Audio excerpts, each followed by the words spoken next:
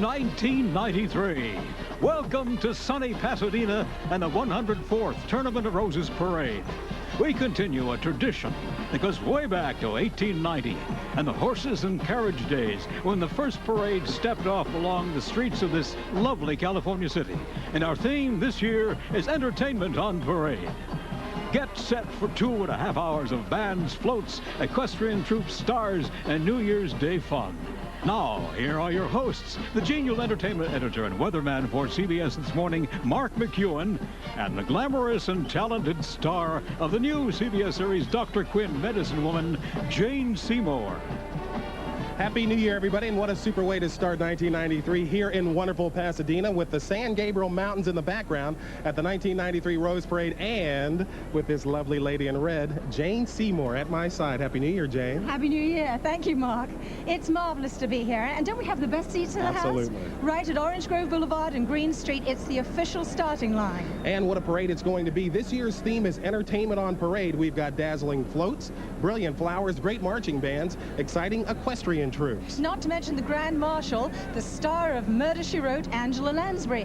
One of the many Brits who've done reasonably well here in the colonies. I think I'm standing next to one also. 1 million people are lined up along the route waiting for Angela and the parade. And at least one of them is watching it live for the first time. And she happens to be wearing a red jacket and standing next to a charming gentleman from CBS This Morning. Thank you so much, Jane. So today's your first Rose Parade, right? My first ever, yes. And tonight, the 2-hour special preview of your new series, Dr. Quinn Medicine Woman Jane. That's happening on CBS, by the way. What a day you have today. Well, can you possibly think of a better way to start the new year? And it gets better by the minute. We'll be right back with the start of the 1993 Tournament of Roses Parade. Here's a great way to start things off. We've got a special musical treat with Mickey Mouse, Minnie Mouse, and their entire gang. Also a cast of 100 singers, dancers, and characters from Disneyland's new attraction, Toontown. They're all aboard a 55-foot float built with white pom-pom mums, red and yellow roses, orchids, asters, Dutch iris, and gladiolus. What a way to kick off the 104th Rose Parade. There they are.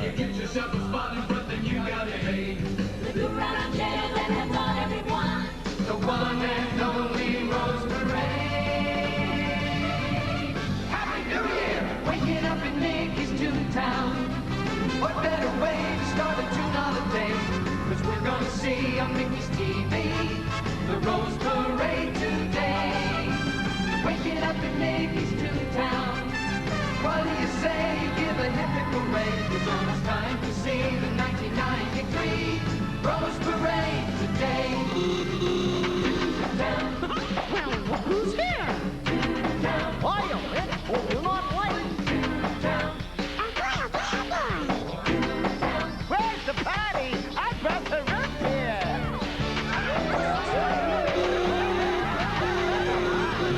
Waking up in Mickey's Toontown. What better way to start a Toon holiday? It's almost time to see the 1993 Rose Parade today. Come on in. It's time for the parade.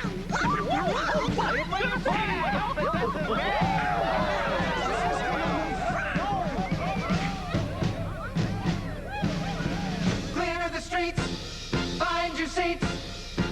The show is on the road, it's entertainment on parade. See the troops of dazzling performers and floats of floral pageantry. Competing for a prize, they come in every shape and size. Entertainment on parade for you and me. See the bands in colorful formations. The drill teams passing in review. They bring a thrilling beat.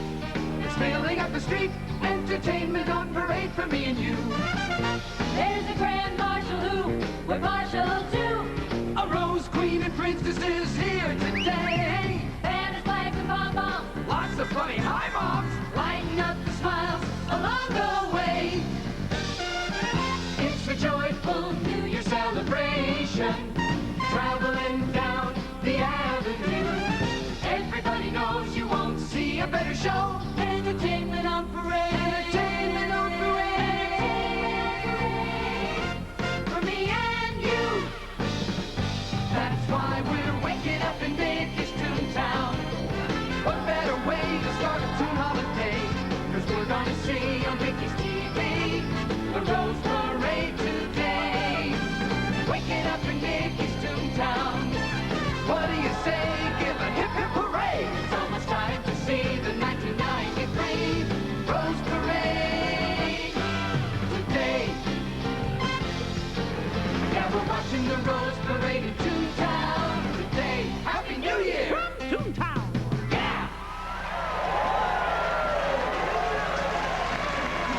New Year, everybody. Boy, that Minnie Mouse is one good-looking mouse, isn't she? Beautiful. The start of the parade is moments away. While we're waiting, let's look at the award-winning floats from the 1992 parade. Great! Then I can see what I missed by not coming to Pasadena last year.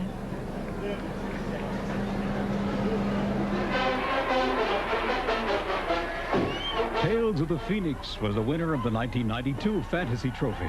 The Phoenix is that mythical bird that is supposed to live for 500 years, then burn itself up, only to have another Phoenix rise from the ashes. We go back to the days of the gold rush for California. Here we come. Winner of the Princess's Trophy for the best small float. These teddy bears are on their way to riches, they hope. These lovely swans with their 28-foot wings are on a family outing, and they were the winner of the Director's Trophy for floral presentation. Swans are not only elegant, they mate for life. This family stays together. Miners in a gold town are whooping it up on New Year's Day as gold fever has temperatures rising. This was the winner of the Governor's Trophy for depicting life in California. You know, those folks up there are professional stunt people. Winner of the International Trophy was Discover the Fascination. That's a Malaysian scene with two exotic stilt houses and two fishing boats plowing through waves of flowers that lift them and drop them 40 feet. Discovering the Moluccas, the Spice Islands, is a spectacular scene from Indonesia that won the Grand Marshal's Trophy for creative design. These are the islands Columbus was really looking for. Instead, he found the New World. The sculptured children represent commitment to health, education, social welfare, and achievement. Discover the World of Service won the National Trophy for depicting life in the U.S. Looking to the future is the float that won the Sweepstakes Trophy for most beautiful entry. It takes us on a crazy trip into space. All the movements of the spacewalker are controlled by two computer programmers in the cockpit. For a while it was Leningrad, but now the beautiful city is called St. Petersburg again. And its sister city, Los Angeles, saluted it with this float that won the Mayor's Trophy as the best city entry. The carriage is a real Russian troika. This new twist on the merry-go-round is an oval go-round that shows the infinite varieties of American transportation, from chuck wagon to space shuttle. You can see why America on the Move won last year's animation trophy. The lad with the magnifying glass is on a voyage of discovery through the eyes of a child, which won the Founders Trophy for an entry by volunteers. That's a praying mantis the boy's checking out. The 8 large sculpted figures in kimonos are all characters from that famous Gilbert and Sullivan operetta, The Mikado. The float is Discover the Arts, and it won last year's Isabella Coleman Trophy for Best Use of Color. The Travels of Dr. Dolittle won the President's Trophy for Best Use of Flowers. There's the Good Doctor with the towering giraffe, the two-headed Push-a-me, Pull-a-you, and lots more of his forest pals. A 60-foot giant sequoia and a family of squirrels share the float that won the Judge's Special Trophy for showmanship. It's called Discover the Rewards of Working Together. Those squirrels are, well, squirreling food away. The winner of the Lathrop K. Leishman Trophy for non-commercial entry suggests that we discover the Rose Parade. The 1901 trolley is pulled by those great Clydesdale horses. The harnessing of energy from ancient Egypt to the present is the theme of this winner of the Tournament Special Trophy for all-around merit. It's called Creative Energy Transporting the Ages, and it's the parade's first all-electric float. The setting is a Luniversity, and Buster Bunny, Babs Bunny, and gang are having fun pursuing what you might call a lower education. The float is hitting the books, and you can see why it won the Humor Trophy. Behind Columbus was a lady named Queen Isabella, who made his voyage possible. There is Isabella in a dress of carnations, orchids, and marigolds. Her float, the Dream of Discovery, won last year's theme trophy. Behind us, Jane, that's Toontown, the folks from Toontown who just did that wonderful number which kicked off the parade. Wasn't it great? Pop quiz for you, Jane. Do you have any idea how many floats, bands, and equestrian groups are about to come by in this parade? Well, let me see. I'd say perhaps 57 floats and 21 bands and 29 equestrian groups. See, I've done my homework. So much for a pop quiz for you. Are you sure this is your first parade? My very first. As you know, Jane, the numbers don't tell the whole story. For example, among those 57 floats, there's some real firsts. Oh, there's the 75-foot magical rabbit. He makes a busload of children disappear. Of course, he brings them back again. And then there's the bungee jump. I hear confidentially that you were going to give this a try. I've been on the phone to my agent all morning. See if I can't get out of the bungee jump. We'll have to find out. Let's watch the parade. Oh my, what a way to begin a parade. The golden palominos and sterling silver saddles of the famous Long Beach Mounted Police. The riders are not really police officers, they're businessmen and women from the Long Beach area, and they've been named honorary deputy officers. They each own their splendid horses and their silver sterling saddles. Long Beach is not far to the south of us, Jane, so for this troop, this is almost a hometown parade, but they have been in parades almost everywhere. Everybody is standing up for the flags here. Here they come for the beginning of the Rose Parade.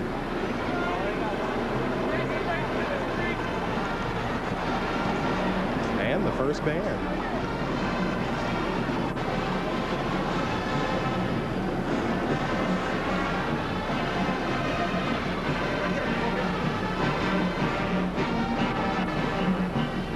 The Long Beach Mounted Police have actually led 2 presidential inaugurations. I don't know if they've been booked for the one coming up in a couple of weeks, though, Jane. Well, it certainly should be, Mark. Why don't you give Governor Clinton a call? And here comes the first of the, count them, 21 bands in the parade, and boy, it should be a tough act, should I say a tough band to follow. This is the Los Angeles Unified All-District High School Honor Band, a big title for a BIG big group. How big is it? 300 strong, 120 trumpets, 70 trombones, 30 drums, plus mellophones, sousaphones, baritone horns, twirlers, drum majors, shield carriers, and a partridge in a pear tree. They've got everything out here. Now, Jane, it represents 49 high schools in Los Angeles, very best musicians chosen from the 650,000 students in the district. This is the band's 20th anniversary. It was put together in 1972, especially for this parade. This year it marched and played for more than 100 miles to get in shape for the parade. So if you want to get in shape, you're tired of step classes or jogging, you might want to join this marching band. What a thrill it must be to be the first band in this parade. It's really quite something. I've never seen anything like this. You know, they don't do this in England at all. Maybe we can export this to England. Yes. Now, isn't this a marvelous idea? It's called Come Ride With Us, and it's easy to see why. Not 1, not 2, not 3, but count them, 4 Ferris wheels. 2 of them rotate clockwise, the other 2 anti-clockwise, or as you insist on saying in this country, counterclockwise. Below the Ferris wheels, an old-fashioned steam calliope, manned, I suppose I should say, or animaled, by a monkey and a tiger. Coming from the float sound system is genuine calliope music. This ingenious work designed by festival artists and brought to us by American Honda. An interesting fact, the Ferris wheel dates back to 1892. Did you know that? No, I didn't know that. Yeah, it makes it 2 years younger than the Rose Parade. It was designed for the Chicago World's Fair by a man named, yes, Ferris. George Washington Gale Ferris, which makes him, I suppose, a big wheel. The things you learn on this parade, Jen. You certainly do. Those flowers are just gorgeous. Oh, I bet my kids would like to have ridden on this one. I would like to have ridden on this.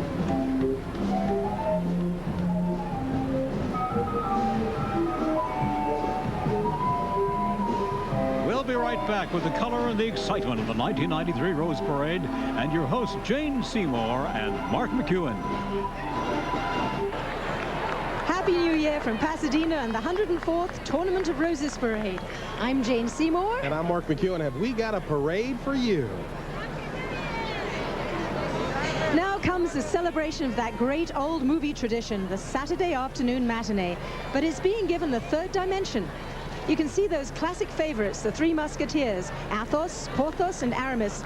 Only this time, they're three-dimensional musketeers, popping a full 40 feet out of the movie screen and over the heads of the audience. The Farmers Insurance Group, which presents this float, tells us this is the first three-dimensional movie effect ever in the Rose Parade. A first.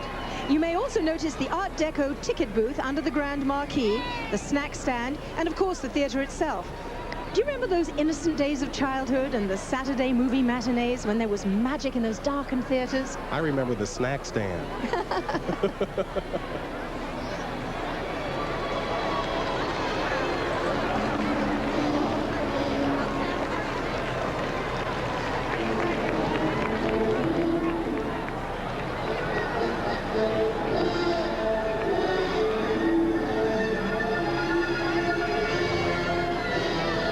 Here's one of the great mythological tales that comes from my country, St. George and the Dragon, and it won the Grand Marshal's trophy.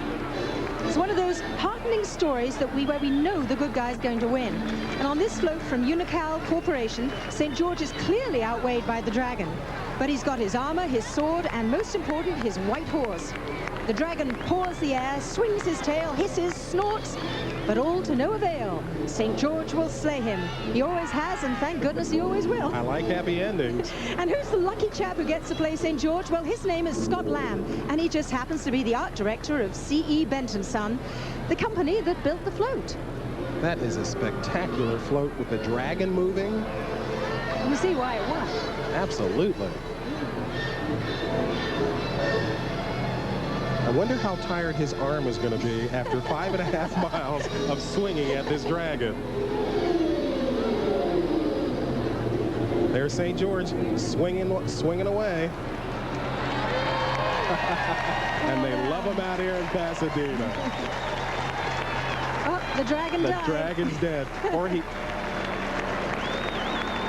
Here now is the Grand Marshal of the 104th Tournament of Roses Parade, with the theme being Entertainment on Parade. Who could be more fitting than Jessica Fletcher herself?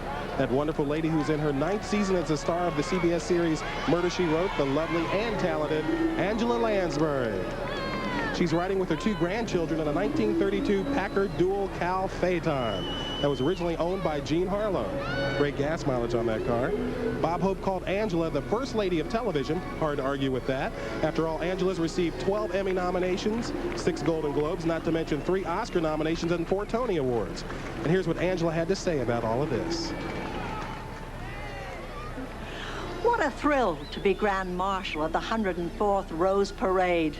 I'm proud to be part English, part Irish, part Scottish, and all American, and I love this parade. I haven't been so excited since Jessica Fletcher solved her last case. Happy 1993. And happy 1993 to you as well, Angela. Jane, I've got to ask you, what makes you British actresses so sensational? Well, do you want the long list or the short list, Mark? Both lists. No, seriously, I'd be delighted to be on any list with Angela. Her versatility is remarkable. Theatre, films, and television. And because she can act, sing, and solve murders. You know, Mark, the term superstar is widely misused, but here is one lady who really deserves it. She's remarkable. Angela Lansbury. My goodness, if this next float doesn't look like a worm who's all books. Of course, bookworm. He's made up of reference books, textbooks, classics, novels, children's books, and at the back, I don't know if you can spot them, newspapers announcing the reopening of the Central Downtown Library in Los Angeles. There's the bookworm. And by the way, Los Angeles happens to be the longest consecutive float participant in the Rose Parade. This is his 82nd entry, did you know that? Ooh. The hard hat bookworm is decorated with tie leaves, Vanda orchids, bells of Ireland, and straw flowers. The books are covered with chrysanthemums, carnations, paper bark, moss, and silver leaf. And the large sunflowers in the back are done with yellow straw flowers, onion seed, and tie leaves. I'm a big reader. I love bookworms. Get thee to a library.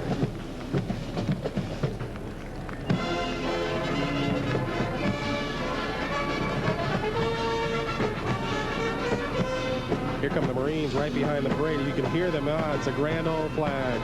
Da, da, da, da, da, to the halls of Montezuma. What's the old saying? The Marines have landed and the situation is well in hand. Well, here they are. This is the U.S. Marine Corps Mounted Color Guard. And if you didn't know that the Marine Corps still had horses, well, these are all volunteers, but they are Marines from the Marine Corps Logistics Base in Barstow, California. There's a major up there, 4 sergeants, 2 corporals. I'm not sure, but I think together that adds up to a 3-star general. This is the group's 4th appearance in the Rose Parade, and they're playing their hearts out. And now here, well, with those brilliant blue and red dress uniforms, who could they be but Marines? This is the West Coast Composite Marine Band, 130 of them made up of musicians from 4 Marine bands on the West Coast. Here's a salute to those Marines.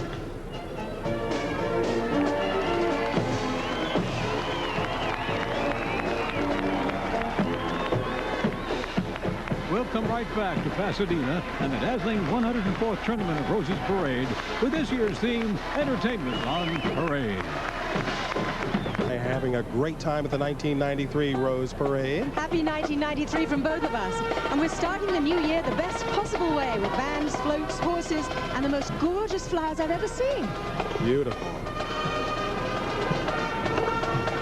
Children's Day is a traditional holiday in China celebrated on April the 4th, and it's the theme of this year's float from China Airlines. You can see 8 sculpted children on it. 3 of them hold bamboo poles with toys attached to them. Another 3 are wearing a lion dancer costume, and 2 more right on top of them. Their authentic costumes are tangerine, yellow, fuchsia, pink, and lavender carnations, accentuated with dendrobian orchids, yellow marigolds, orange lentil, vanda orchids, blue statice, pink poinsettia, and gladiola buds. The total number of flowers used in the Rose Parade is staggering, way up in the millions. But if you really want to be staggered by numbers, try these. 1 million people are watching the parade live along the route, and 125 million are watching it on TV in the U.S., and 300 million in 90 nations all over the world. Jane, that's a lot of millions.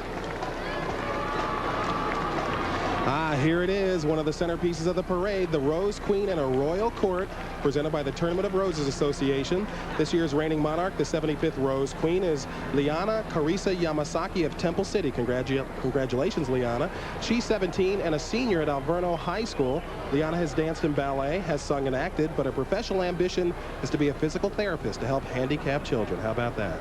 Her Royal Court, Princesses Everyone, is made up of Melissa Oedeker Bruce of Pasadena, right here in Pasadena, Marianne Teresa Cabot of Pasadena, Stacy Veronica Crooms of Altadena, Heather Jean Hutchins of San Marino, Pamela Tracy Murray of Temple City, and Natalie Maya Sarjono of San Marino. You see, Jane, we have our royalty here in America as well. And aren't they lovely? It just goes to prove, Mark, that Americans love royalty too. It just puts a little glamour in all our lives.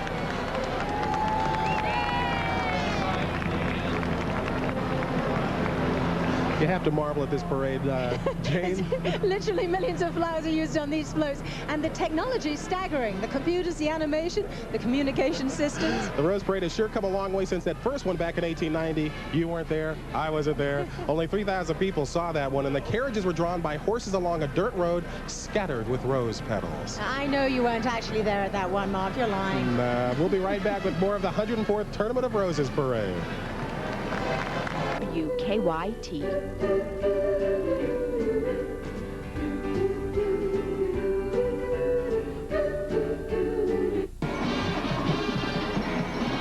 From Pasadena, CBS is bringing you the 1993 Tournament of Roses Parade. For these 2.5 hours, we've got 57 floats, 21 bands, 29 equestrian groups, millions of flowers, and our great Grand Marshal, Angela Lansbury. All on the theme, Entertainment on Parade. Now here are your hosts, Jane Seymour and Mark McEwen. Hello, everybody. Happy New Year. Happy New Year to you, Jane. The 1993 Rose Parade here on a lovely day in Pasadena. Now, is this turning out to be fun, Jane, or what? It's turning out to be double fun for me, Mark, because my children and the man that I love are here too, enjoying it. And there they are. There's my daughter, Katie, who's 10. Actually, she'll be 11 at the end of the week. And my son, Sean, who's 7. And my stepdaughter, Jennifer, who's 12. And James Keach, the man that I love and the best director I've ever worked with, whose age I will not give away. All right, well, while I'm at it, Happy New Year's to my wife, Judith, and my parents, and her parents, Bob and Mary Lonsdale, who are out here in Pasadena, and my folks, Alfred and Dolores McEwen, back home in Crownsville, Maryland. There's a lot more parade for everybody to enjoy.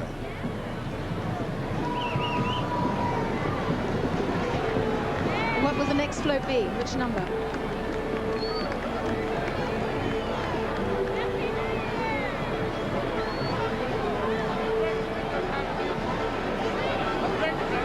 Here's a scene that celebrates the beauty of California and at the same time takes a bow in the direction of this year's motif entertainment. By the way, it won the Queen's Trophy. It's called Set the Stage. Wells Fargo Bank's float shows a stagecoach.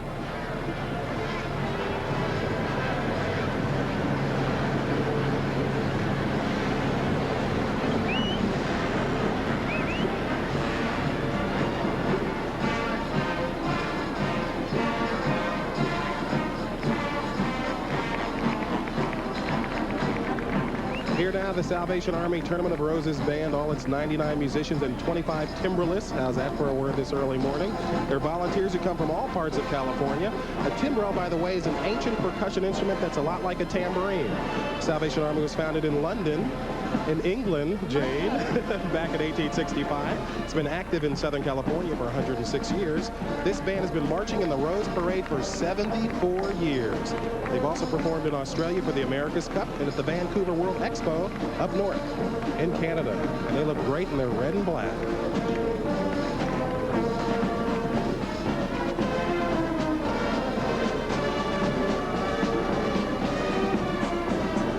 Kind of leg training these bands go through so their legs keep with them for the whole 5.5 miles.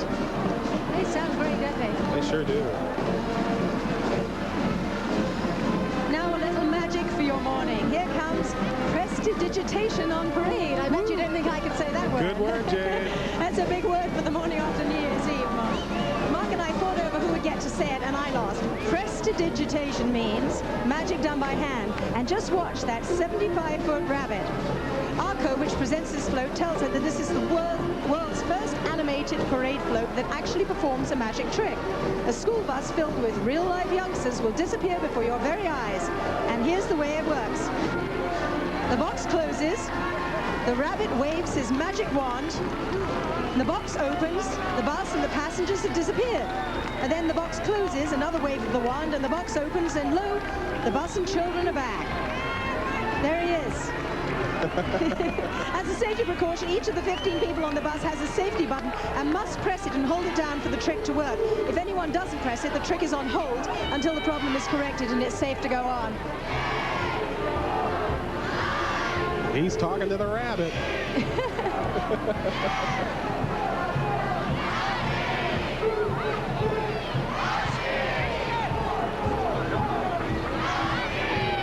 Can't reason with a rabbit this early on New Year's Day. I think he's going to make something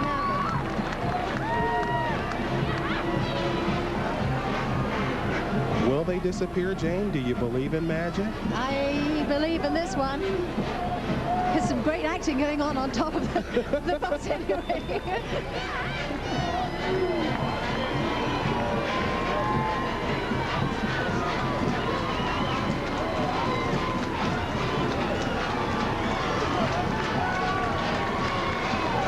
That's the bus driver. He's still there. Let's see. It's happening, Mark.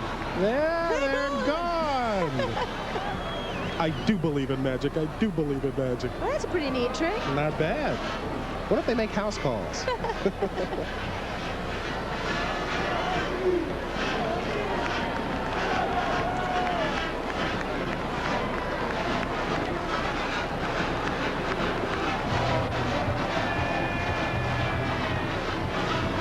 Here comes the Pac-10 float. It's called 4 in a Row, and its focal point is a see-through football, a set of goalposts, and giant sculpted roses, along with 14 cheerleaders. The pennants are those of the member schools of the Pacific 10 Conference. Now, if the title seems a bit obscure for you, there's the Husky from Washington. Good-looking dog. Here's the marching band of the Pac-10 champions who will be playing in today's Rose Bowl. The University of Washington Huskies. You know, their mascot is the Husky dog, a Malamute named Redoubt Denali. And they have 171 musicians and 13 cheerleaders. And they'll be playing their fight songs plus a medley of pop tunes. And Denali, of course, is the Alaskan word for Mount McKinley, Mount Denali.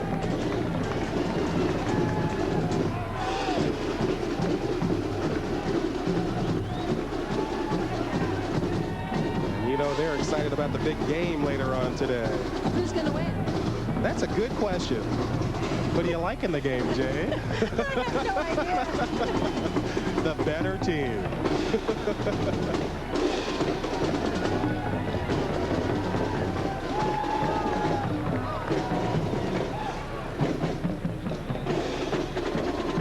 2 performances today. The next float is Reel Entertainment. That's Reel, R-E-E-L, as in movie reels. In fact, as you can see, it's a takeoff on an old Max Sennett 2-reel comedy. There are the 2 escaped convicts trying to get away from the paddy wagon full of Keystone cops. And bringing up the rear is a monkey sitting on a camera dolly filming all the action.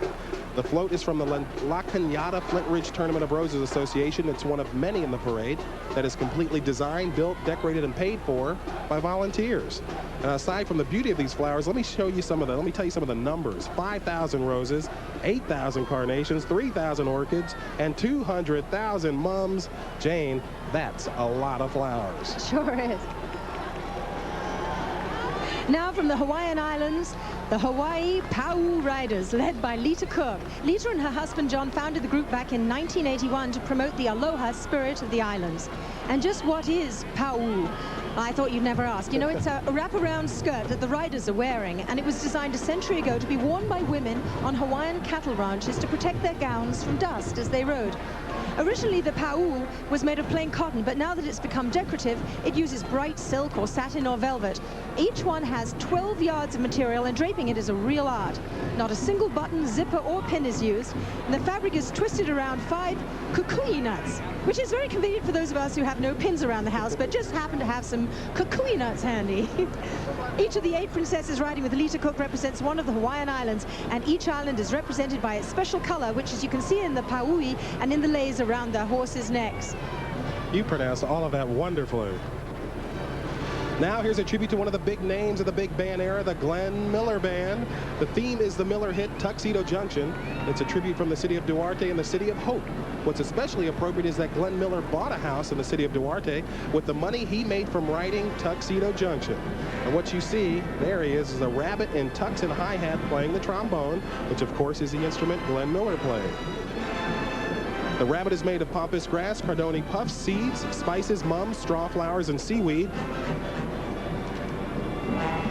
And the tux of crushed sweet rice and mums. The Apache Marching Band from Arcadia High School. Of course, Arcadia is right near us, just to the east of Pasadena, but this band gets around. Its tours have taken it even to Australia. And here in Southern California, the Apaches have won awards at almost every major competition. They're made up of 145 musicians, 45 tall flags, and 9 banner carriers.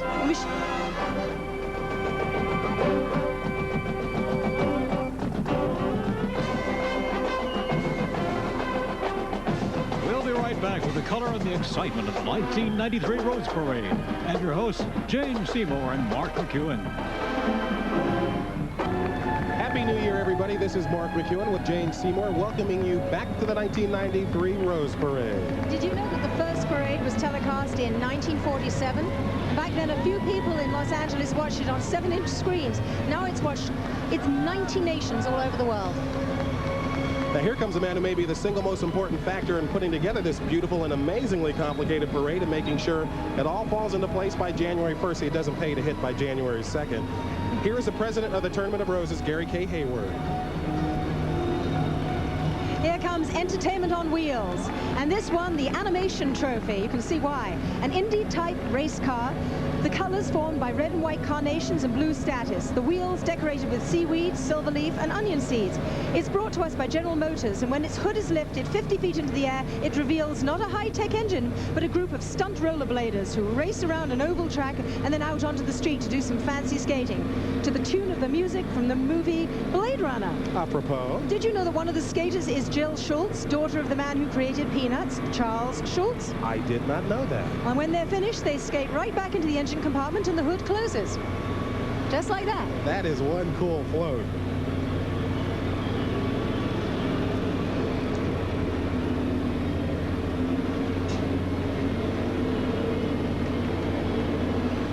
Now a tribute to one of the most beloved of all films, Fantasia, brought to us by the city of Glendale, still going strong 52 years after its birth with audiences of all ages.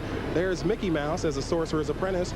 Remember when the mop started walking? Boy, that scared me half to death, Jane. I love this movie. The music, of course, the Paul Dukas score we know so well from the film. Here's an interesting note. The designer Michelle Lofthouse worked closely on this float with John Hench of Walt Disney Imagineering. You might call Mr. Hench the guardian of Mickey's image. He is 83 years old, and he worked on the original Fantasia release back in 1940. One of those films that gets better every time you watch it.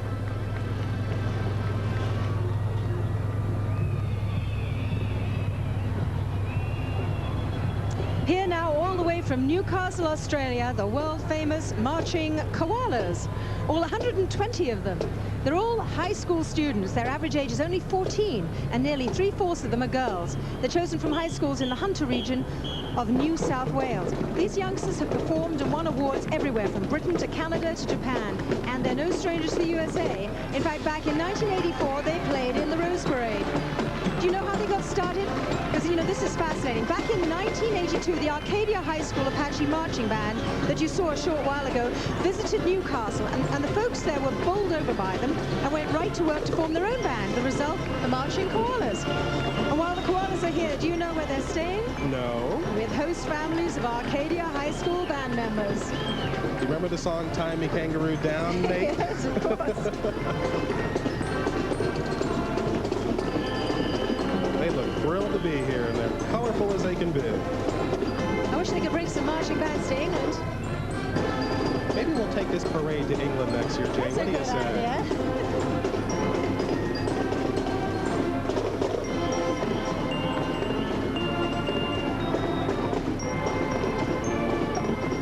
Jane, they're playing Waltzing Matilda. And I'm sure if there are any Australian people in the audience, they're standing up with their hands over their hearts.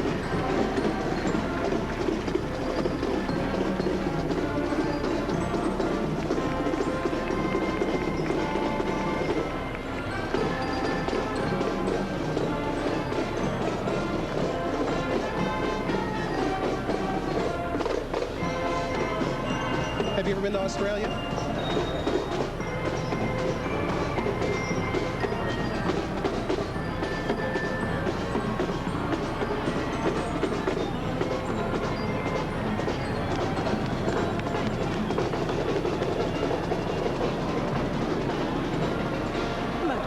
We see the hand-cranked movie camera, the microphone, the Victrola, the radio, and what's that other gadget? Oh yes, the television. And they're all turned into characters who are lip-syncing the tune while their eyes glance from side to side. I suppose to see if they're being properly appreciated. Oh, those terrible showbiz people. More than 100,000 flowers went into this float, which, by the way, was financed and built entirely by volunteers of the Burbank Tournament of Roses Association.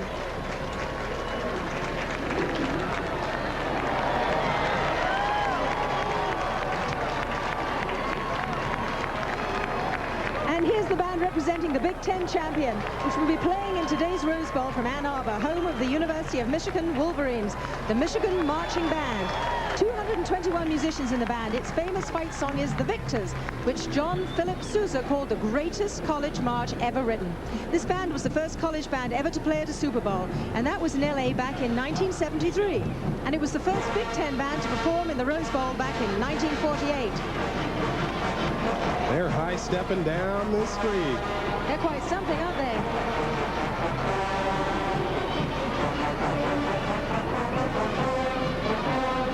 Both the Washington Husky Band and the Michigan Band have 2 performances today in the parade and at the game later on. Just getting their lips warmed up.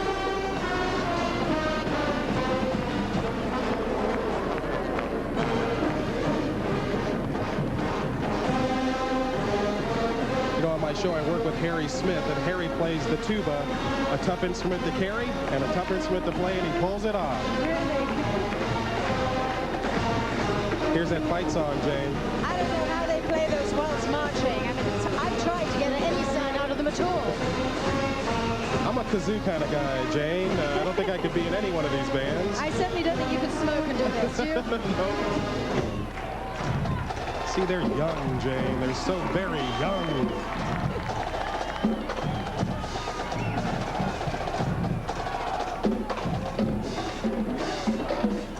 Always wanted one of those hats with the little yellow thing on the top. I think it could be arranged. I think so. It goes with everything in my wardrobe. Interesting. 5 sets of drums there. Mm-hmm. Aren't you glad you don't live next door to the drum guys when they're warming up? Here comes the mayor of Pasadena, Rick Cole. Mayor Cole is riding in a very unusual vehicle. It's a 1919 Moon Continental limousine from the collection of Ms. Shana Simon. It's one of 2 in existence. It was used in the movies Lucky Chances and Half Moon. Good-looking car. The lucky folks riding in that remarkable limo with Mayor Cole are his parents, Norm and Barbara Cole, his sister and brother-in-law, Lisa and Andy Milne. And he'll be waving a lot for the next 5.5 miles.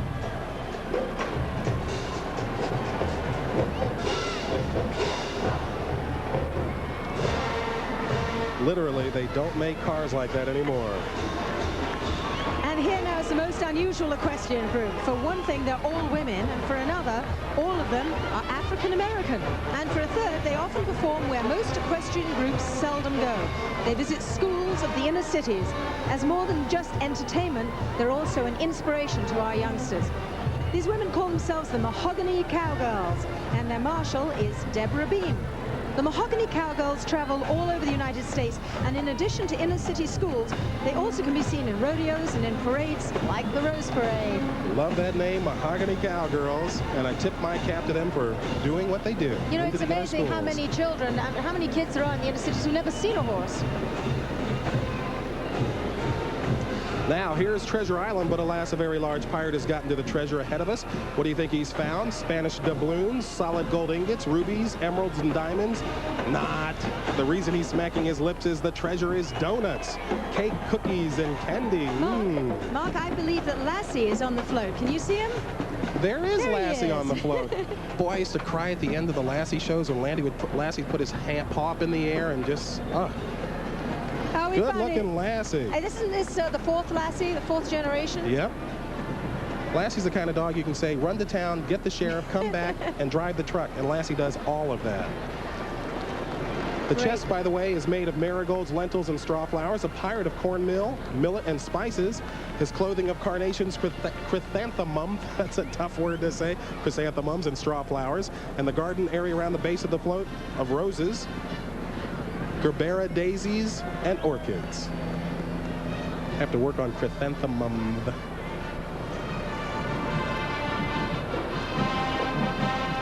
Now from Orange City, Iowa, the pride of the Dutchman Marching Band.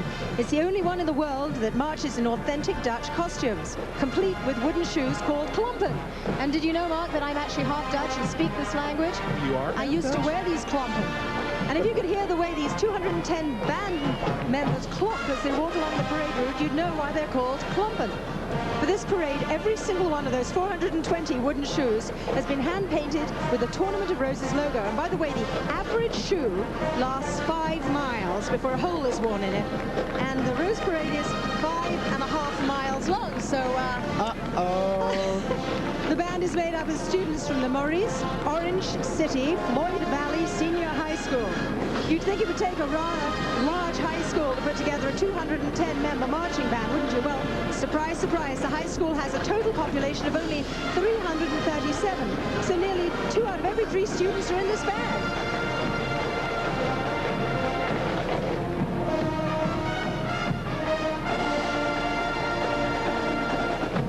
We'll come right back to Pasadena and the dazzling 104th Tournament of Roses Parade with this year's theme, Entertainment on Parade. You know, Jane, one of the things I like about hosting the Rose Parade that it's so different from my regular job on CBS this morning. And Jane, this must be quite a change of pace for you from your new series, Dr. Quinn, Medicine Woman. You're not kidding. Mark, I like every new project to be a bit different from the ones before it, but, you know, in a sense, playing a doctor in Dr. Quinn, Medicine Woman, is very familiar because my father was a doctor and I used to go on rounds with him when I was little, and I almost feel like I'm at home again. I feel faint, Jane. I feel faint. Can you help me with that? It's great to know that as we cover the parade, I've got Dr. Michaela Quinn sitting next to me. Makes me feel pretty safe, Jane. Good.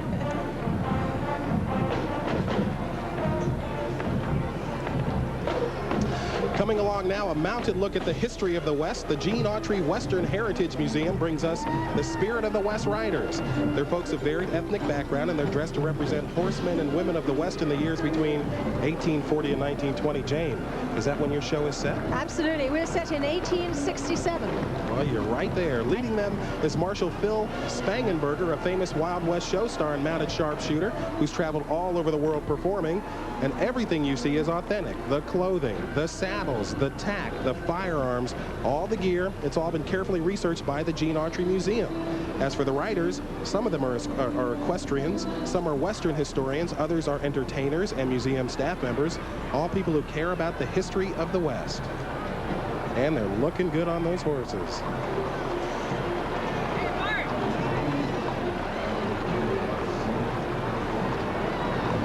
Now, a marvelous page from American history. This covered wagon from the Portland Rose Festival commemorates the 150th anniversary of the Great Migration along the Oregon Trail. More than 300,000 pioneers used it to head west. It's been called the largest voluntary migration in history. Now, leading the float are 6 black Royal Frisian horses. By the way, an engine does all the actual work. It's not the horses, Jane. On it, the anniversary is being celebrated with original music from the historical drama Voices from the Oregon Trail, which will tour Oregon this year. The music is by Marv Ross from the rock band Quarter Flash. I played them when I was on the radio. An interesting historical note, one of the riders up there is a float designer, Don Davidson. He is a direct descendant of William Davidson, who traveled the Oregon Trail back in 1865 from Iowa to Oregon, where the Davidsons have lived ever since.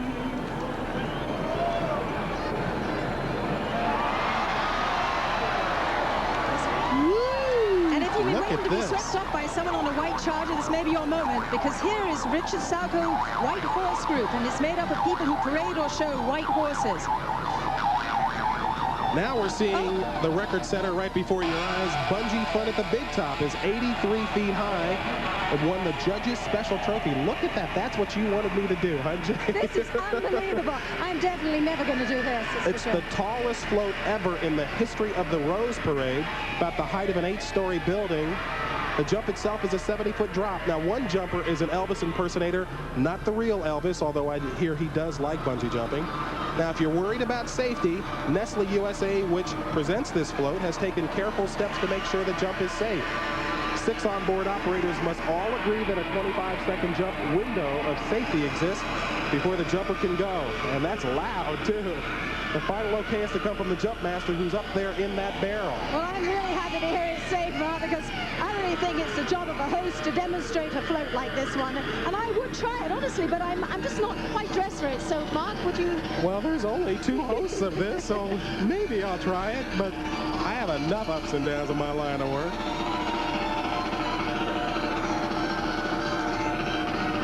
Would you ever try bungee jumping? Never. I told my children that I'd do anything for them, but bungee jumping, no.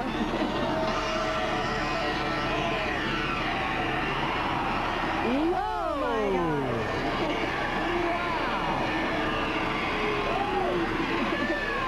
Wow. That's Elvis right there.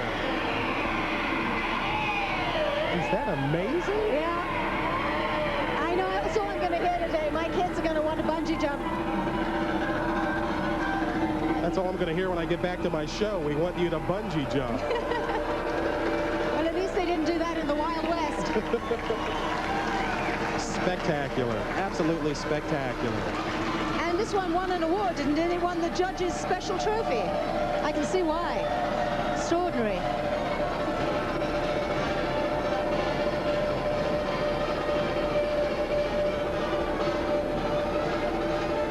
I wonder how many times he comes down in 5.5 miles of the parade. He looks like he's having a ball. Yes. I have a feeling there's more than one of those guys up there.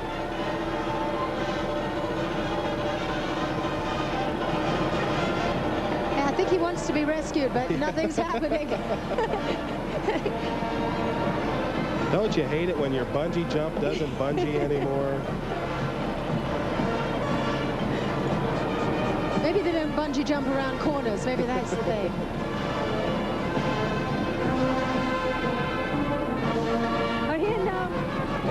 Here now, the Robert E. Lee High School Band. The name sounds like like the band should come from Virginia, but no, it hails from Midland, Texas, which happens to be the oil capital of West Texas and the former home of the man who's about to leave the White House, President George Bush. This band was the official representative of Texas at the last 2 presidential inaugurations. The band happens to be the pride of West Texas. It's won first division ratings in every contest in which it's taken part. There are 200 instrumentalists plus 2 drum majors, 2 banner carriers, and 6 in the color guard. Those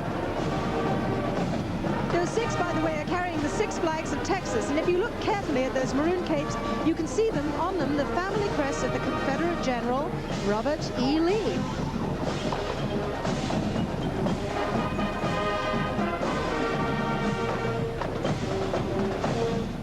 A black widow has come to Rome. She mates, then they die. Is Jill's dad next?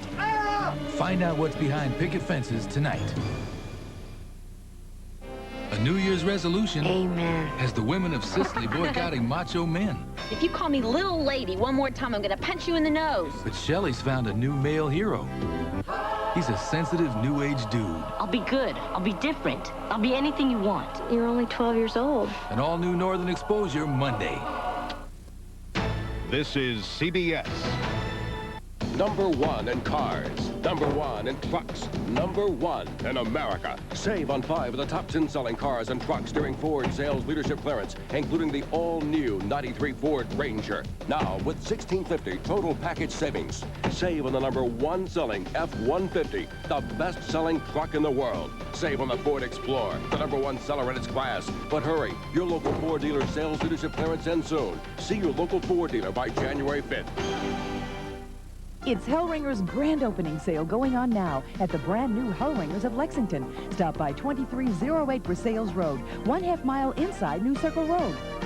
It only happens once a year. And the 14th annual Toyotathon Year-End Challenge is in its final hours. Which region will get to its goal first? It's neck and neck, Squire, and we're counting down. Time is running out, so take advantage of the big incentives and even bigger option package savings. We're making it easy with a great selection and immediate delivery. Even on Toyota T100, plus there's a special Corolla lease program. Who's going to win this challenge? You are, with a great deal on the Toyota of your choice. The Toyotathon Year-End Challenge ends in 3 days. So hurry.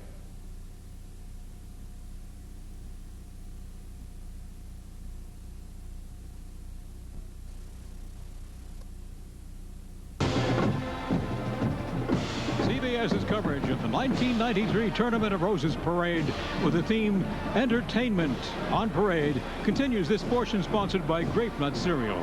Breakfast with Grape Nuts helps keep you going strong all morning long. And by V8 Vegetable Juice and light and tangy V8. V8, drink your vegetables. And by the new Crest Complete Toothbrush. Only Crest could make a brush this complete. In a moment, we'll return to the 1993 Tournament of Roses Parade with our hosts, Jane Seymour and Mark McEwen. Your teeth aren't flat, but your brush probably is, which makes it difficult to reach between them. Introducing Crest Complete, a revolutionary rippled brush design that more closely matches the shape of your teeth. In fact, laboratory tests prove Crest Complete's bristles reach farther between teeth, up to 37% farther than the leading flat brush. But if this design makes so much sense, why are so many other brushes flat? The answer is simple. Before now, no one could make a rippled brush with both long and short bristle tips rounded to help ensure gentle cleaning. Here's why. To make a flat brush, nylon bristles are gathered and stapled into the brush to form tufts. The bristles are cut to the same height. And finally, the tips are rounded by sanding. Now, if you use this same process to end round a rippled brush, you'd only reach the very longest bristles. Shorter bristles would remain unchanged.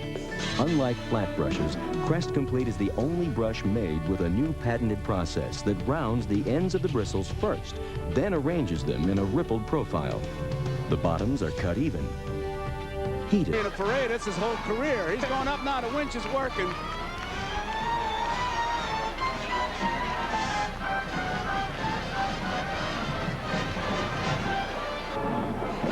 Happy New Year. I'm Jane Seymour. And I'm Mark McEwen. We're having a ball here at the 1993 Rose Parade.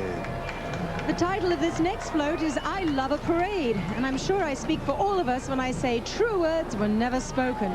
Just see how happy this huge clown is to be parading down the street on his oversized tricycle, accompanied by live colleagues clowning around on unicycles, all of them brought to us by the Elks and built by Fiesta Parade Floats. Notice the tricycle wheels actually rotating. Those 3 wheels, each 10 feet high, are the only physical parts of this float in contact with the street. Atop the right leg, you see a clown dressed as Weary Willie, a character created by the great clown Emmett Kelly. Portraying that role today is Kelly's son, Emmett Kelly Jr. In the colorful floral designs are more than 30,000 Sonia, Kyria, and Tropicana roses. And if you're wondering how they get those skin tones on the clown, well, it's done by blending walnut and almond shells, paprika, cinnamon, and cornmeal. Delicious. Tasty makeup.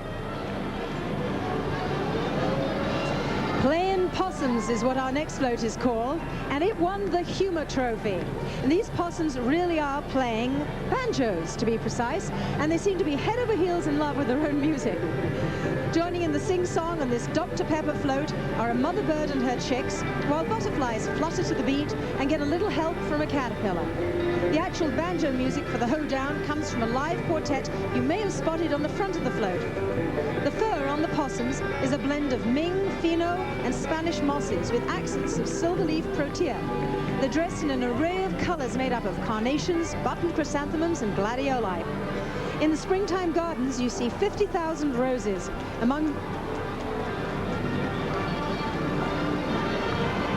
There's the live music. You can see them on the banjos upside down. It looks pretty hard to do. And there's the band doing the hoedown. They're terrific. And among the varieties of the roses are Sonia Salmon, Karina Pink, and Golden Town Crier. Maybe if I hung upside down, I could learn how to play the banjo. Maybe that's the key. That really is spectacular. I can see why it won an award. Here's the Westbrook High School Marching Band, which comes from about as far away as you can in the United States, all the way from Maine. And I might add, it's been the state field marching champion for the last 5 years in a row. Even went south to Walt Disney World in Orlando to win a championship there. Now, aside from this marvelous band, Westbrook High has 2 other claims to fame. One of its alumni was the famous singer Rudy Valley. In fact, part of the band repertoire is the Maine Stein song, which Rudy Valley turned into a huge hit back in the 30s.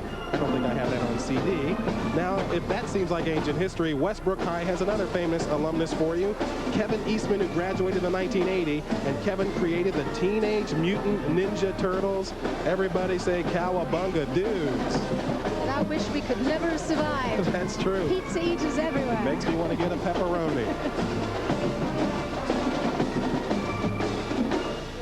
That blue looks beautiful.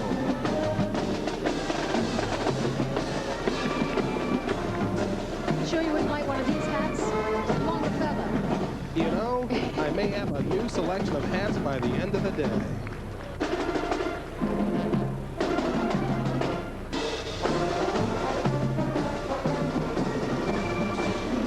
Here's a float that tells us entertainment begins at home. And that's a sentiment I quite agree with. And in fact, looking at this float, it reminds me of home. I just came back yesterday from St. Catharines, which is my Tudor home. And what we see here is a Tudor country house in Formal Gardens. And by the way, it won the President's Trophy. And I don't know if you can spot those unusual topiary trees. They're the ones trimmed into decorative shapes. Another unusual feature of this float, which is presented by IBM, is that you can see the interiors of the house. 2 rooms are opened up, decorated and occupied by 14 float riders. And it's in there that a family can enjoy the best entertainment of all, each other's company. I really agree with that. I agree with that as well. In the Formal Gardens, you can find lilies, tulips, heather, bells of Ireland, anthurium, orchids, ginger, haliconia, protea, and of course roses. Many varieties, including bridal pink, Carina, Preva, Masterpiece, and champagne. Be it ever so humble, there is no place like home.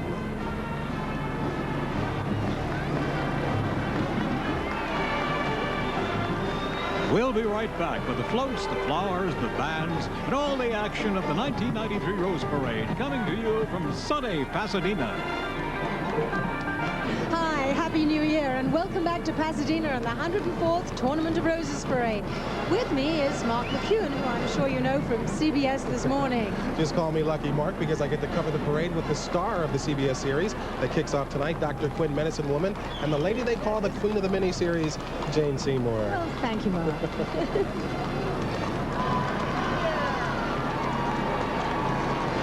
Here's a tribute to those great road movies of the 40s starring Bob Hope, Bing Crosby, and Dorothy Lamour. The one you see on this float from Flores Trans World Delivery is the road to Zanzibar, and it won the Isabella Coleman Trophy. Look at those elephants. Wherever they're on the road to, they're going in style. Notice their body blankets and head coverings. They've been created from 25,000 Carina, Priva, and tame pink roses, raspberry pink and hot pink carnations, crisp Madame Pompadour dendrobium orchid florets, and yellow chrysanthemums. Now, all the roses, by the way, will be recycled, and they love it up here. The gardens of the Oasis use more than 40,000 Sonia, Kyria, and Tropicana roses in shades from light pink to deep coral. Now, one interesting note, the floral fans carried by the Outwalkers are made of aluminum in order to keep their weight under 60 pounds. And the palm trees, umbrellas, and pavilion can be lowered so they'll clear trees, wires, and the Freeway Bridge.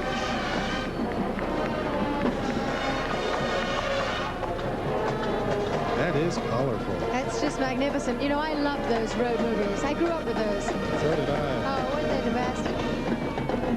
My life on CBS has been a road movie. From the Peach State, Georgia, the state that gave us Herschel Walker and Ty Cobb, among others, the 308-member Sprayberry High School Band of Gold, which hails from Marietta, Georgia. And speaking of big bands, this one has 92 brass, 108 woodwinds, and 32 percussion. That is pretty big.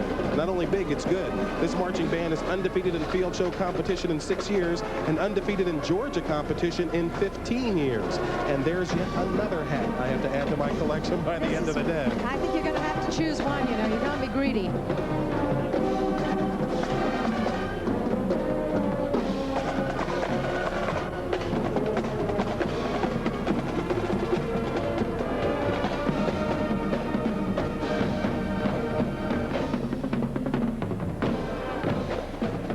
I wonder what you do if you're playing in tuba or something and it's maybe 15 degrees outside.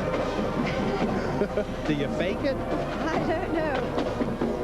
It's really an amazing looking instrument, isn't it? Sure is. Beautiful band.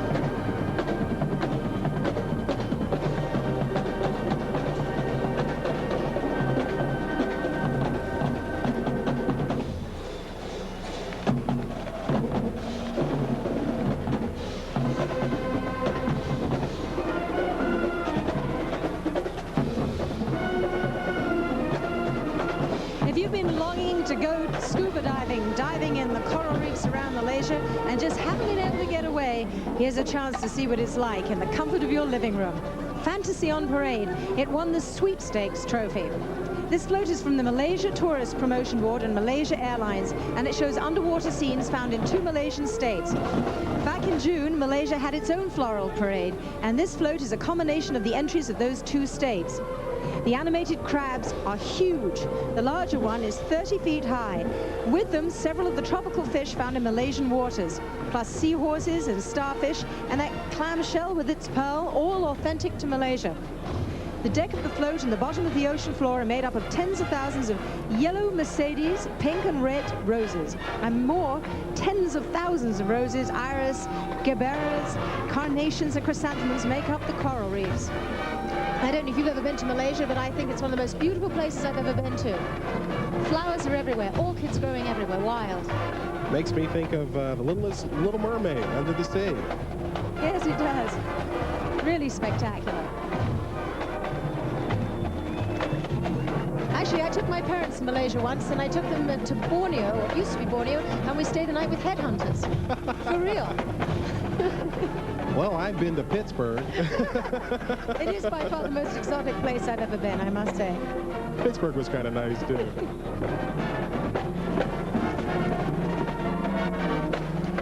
When you're staying with headhunters, how do you make sure that they're not hunting your head? Well, the last heads they hunted were in World War II, but they gave up long before that. Do we have that in written proof, documentation on that? Now, if you could return with me to those thrilling days of yesteryear and wanted to see the cavalry riding to the rescue, this is exactly what they would look like. This group is sponsored by the Army and the city of Sierra Vista, Arizona, as a memorial to B Troop of the 4th U.S. Cavalry. B Troop is an 1880s cavalry unit, all on dark mounts. All their gear is totally authentic. Uniforms, sabers, weapons, saddles, tack, even the color of their horses. And Jane, these men must look familiar to you. They are dressed like the cavalrymen in your new CBS series, Dr. Quinn, Medicine Woman. We'll be right back with the color and the excitement of the 1993 Rose Parade. And your hosts, Jane Seymour and Mark McEwen. Mark McEwen here at the 1993 Rose Parade with the lovely and talented Jane Seymour. It's just one marvel after another. Each time we think nothing can top this, something does. And now here comes a float named Intermission, which can be the best part of any entertainment.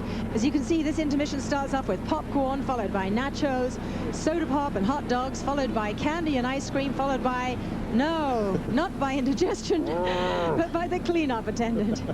And for this float, it actually floats, brought to us by the city of Long Beach, California. Each one of the intermission treats is powered by an all-terrain vehicle, except for the attendant who is being towed. The units are decorated with chrysanthemums, carnations, straw flowers, statice, green tie leaves, iris, lunaria, silver leaf, sweet rice, lentil, pampas grass, corn silk, onion seed, and corn husk. Should be a little Malox float right behind this float.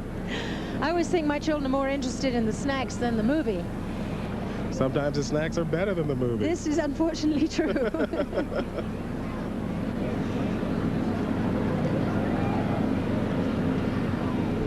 Now, do they have nachos in England?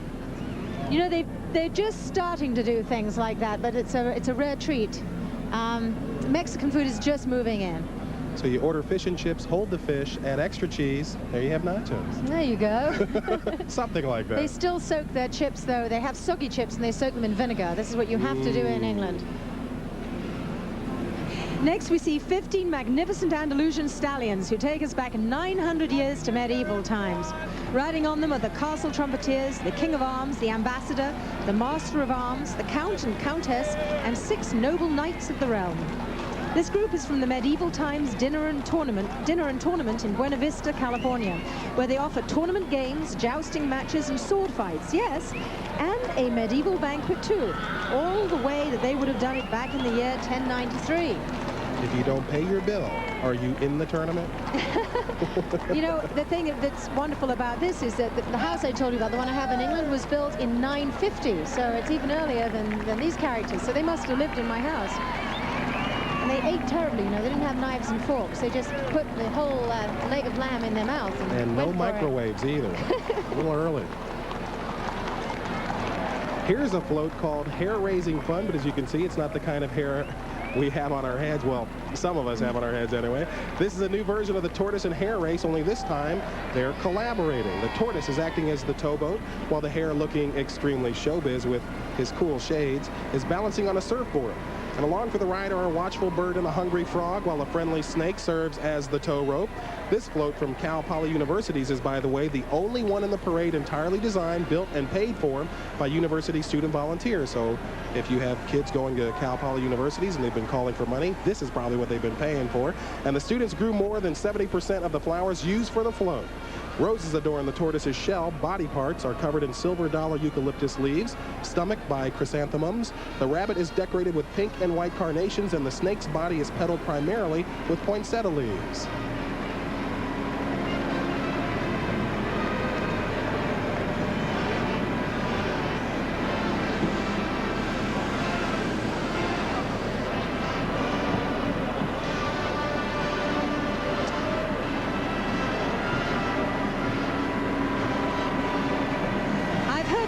Singers from time to time and enjoyed them, but I must have led a sheltered life, because I must confess this is the first cabaret hippopotamus.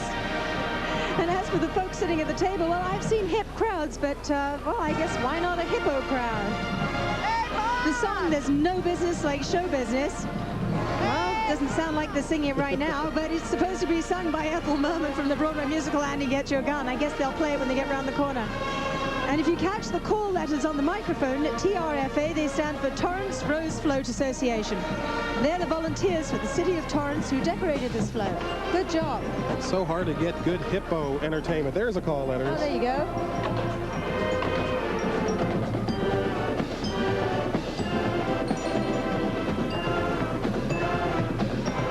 Now making its first appearance in the Rose Parade is a 207-member Pickerington Marching Tiger Band from Pickerington High School in Ohio. Don't think these youngsters are wet behind the ears. They played at 16, count them, 16 NFL games in Cincinnati, Detroit, Buffalo, Indianapolis, Cleveland, New York, and Philadelphia. They've also performed for Presidents Reagan and Bush and at Thanksgiving Day parades in New York and Philadelphia. They've won prizes all over the Midwest. One California question, hey guys, what took you so long to get out in a Rose Country? By the way, they raised the money to get out here by doing lots of service jobs, car washing, babysitting, lawn mowing, waiting on tables, and shoveling snow.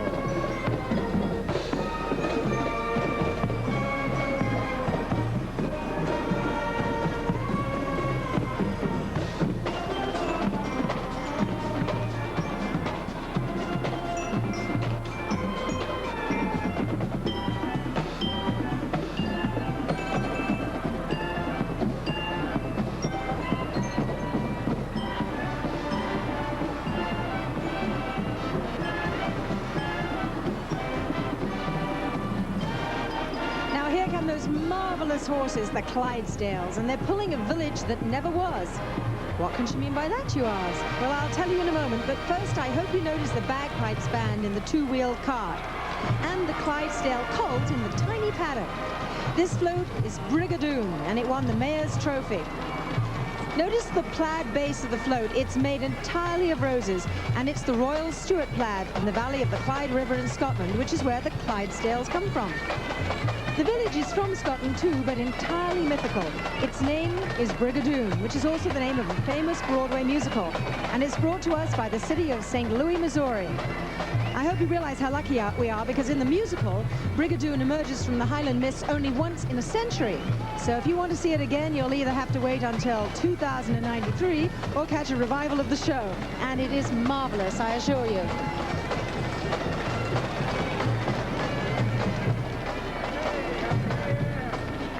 Those Clydesdales are some big horses.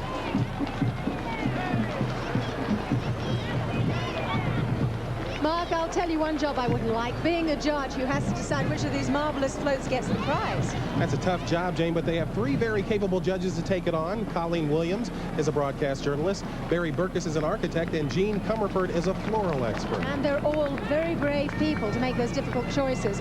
Well, we'll be right back with more of the 1993 Rose Parade. CBS's coverage of the 1993 Tournament of Roses Parade continues with your hosts Mark McEwen and Jane Seymour. Happy 1993, everybody. I'm Mark McEwen here in Pasadena with Jane Seymour. And here we are, well, looking for the sun, I would say, rather than basking in it, and basking in the excitement of the Rose Parade.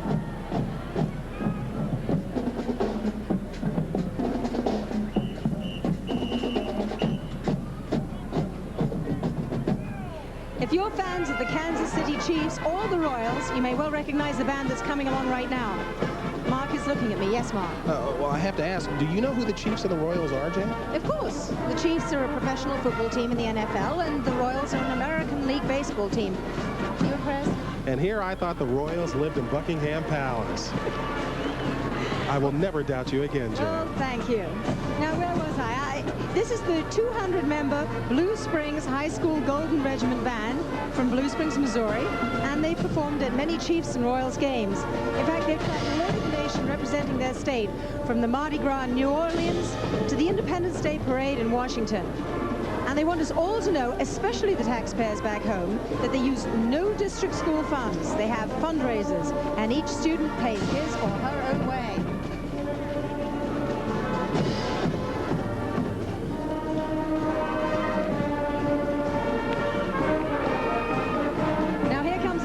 Star most of you Rose Parade watchers are bound to know. It's the one and only Monty Montana.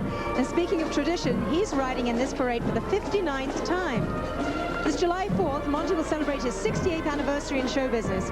He's been in more than 50 movies and on lots of TV shows, and he's had his own show, Weber's Video Ranch, and he's probably the most famous trick roper since Will Rogers. But just a minute now, his horse has asked for equal time. All right, his name is Rex, and this is Rex number 9. Monty loves the name Rex, and he loves pintos. They're almost his trademark. In fact, he rode one of his Rexes in the Eisenhower inauguration in Washington back in 1953. Monty has performed in every major arena in the US, Canada, and Mexico, and he's toured overseas too. And during winters, Monty and Rex have entertained more than 400,000 California school children a year. You know, Jane, my wife, Judith, has watched this for years, and I said, Monty Montana. Monty Montana? I've watched him my whole life. So, Judith, there he is. I can't do that rope trick. You know, they keep trying to get me to do that on the set. They keep trying. I said, I'm riding a horse. Isn't that good enough? I learned how to ride a horse on my show. I didn't know before CBS this morning, and I learned on the air.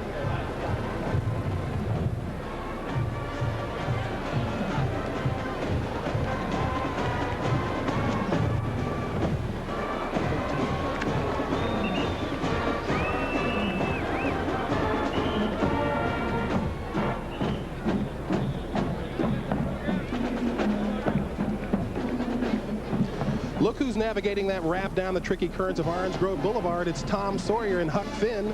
Traveling Easy is the name of this, and it won the national award. Actually, it's Huck doing the work and Tom resting. Who knows, maybe they'll take turns over the 5.5-mile parade route.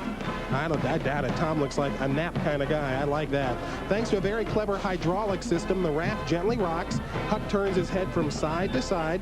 The fish-catching raccoon sways on the tree branch, and the dog looks around and wags its tail, careful not to disturb Tom's nap. Rand McNally and Company calls its float Traveling Easy. It honors Mark Twain's immortal characters and salutes one of the earliest forms of entertainment, reading. And as I've said before, I'm a big advocate of reading. I'm a big advocate of naps in the daytime as well. Tom and Huck are costume and poinsettia petals, carnations, chrysanthemums, and sinuata status.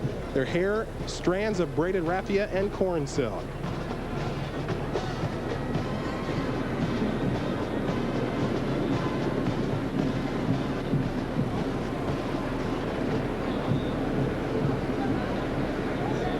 Tom is sound asleep on that float. This marvelous scene portrays in painstaking detail one of America's most famous theaters. The Pasadena Playhouse happens to be California's official state theater. I didn't know that. The float brought to us by the Vons Companies is a salute to 75 years of entertainment at the Playhouse. What you see with great authenticity, Jane, is the theater the way it looked in the 20s. The people on the float are theater patrons. They are all dressed in costumes from the Playhouse's storerooms. And the banners carry the names of some of the plays done there in the past 3/4 of a century. And the stage setting shown is for Shakespeare's Romeo and Juliet, and it celebrates something I find very interesting. The Pasadena Playhouse was the first American theater to perform all of Shakespeare's plays.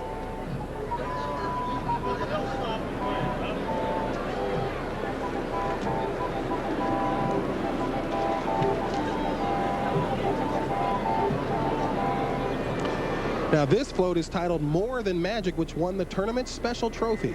The magician on it is bringing us a first for the Rose Parade. The rotating crystal ball in his hand is powered entirely by solar energy. High-tech photovoltaic cells provide energy to the batteries that make the ball turn. That's pretty neat. Southern California Edison, which presents this float, has it entirely powered by an electric motor and battery system.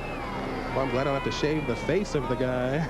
With all this tech stuff, we don't want to forget the flowers. Look at the magician's robe. Intricate patterns woven in brilliant red carnations. Intense orange marigolds. There he is.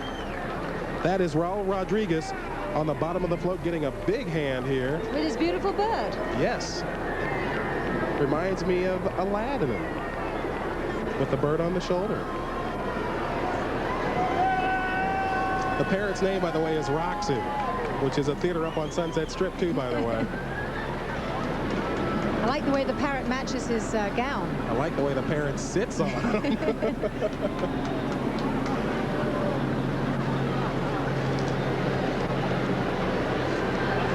Just when you thought the New Year's fun was nearly over, Jane, here it is, party time, surrounded by gorgeous flowers. There's Babs Bunny celebrating her birthday and ready to party. She's invited all the Tiny Toon Adventure characters, Buster Bunny, Plucky Duck, Hampton, and Furball. Wait a minute. Wait a minute, there's Dizzy Devil, too, with his tongue hanging out at the side of all those treats.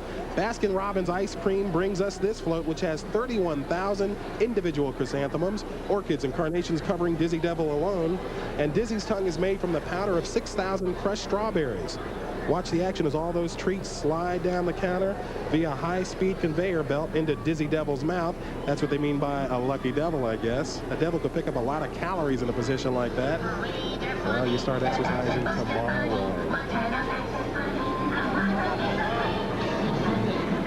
By now, you probably know the emphasis is on entertainment in this year's parade, and in line with that, our next float is family entertainment, which won the theme trophy. In this case, the family happens to be brown bears. The brown bear is the most widely distributed of all the bears. Can be found in Asia and Eastern Europe, as well as in North America, and in Chicago, where the Bears play for Mike Ditka. What's especially interesting about this float, brought to you by Eastman Kodak, is that for the 6th year, it's been decorated by members of the deaf community from all over Southern California. The Quiet Bear has become a useful tool in teaching hearing-impaired children. The bears are decorated with palm fiber, corn silk, and dockweed, accented with mums, seaweed, and onion seed.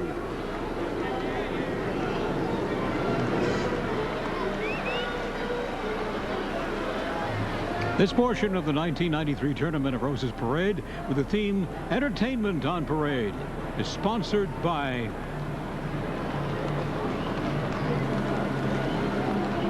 I'm Jane Seymour, and I hope 1993 is starting as happily for you as it is for Mark McEwen and me here at the 104th Tournament of Roses Parade. Happy New Year to you, Jane. Here's a bit of trivia for you. The first Rose Bowl game wasn't played till 1902, so the parade is actually 12 years older than the game. That's something. How about that?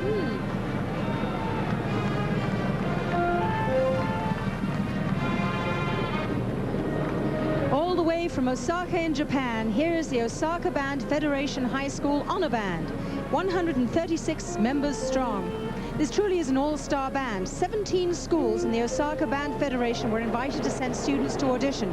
280 students tried out, and 136 made it. They were picked not only for their musicianship, but their leadership qualities and just plain hard work. And one of the tunes they'll be playing is an original composition titled I Love Osaka. I love Osaka in June, how about you?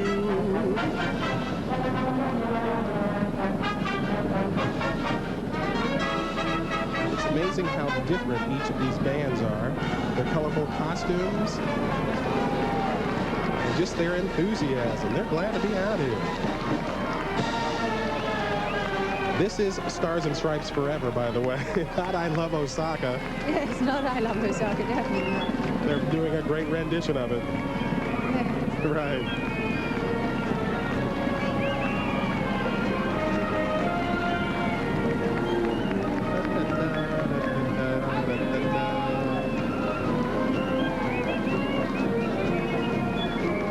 The Japanese marching band, well, I know. The smile on his face. Looks great. Jane, there's yet another hat I have to get for my collection. They look like cowboy hats. Yes.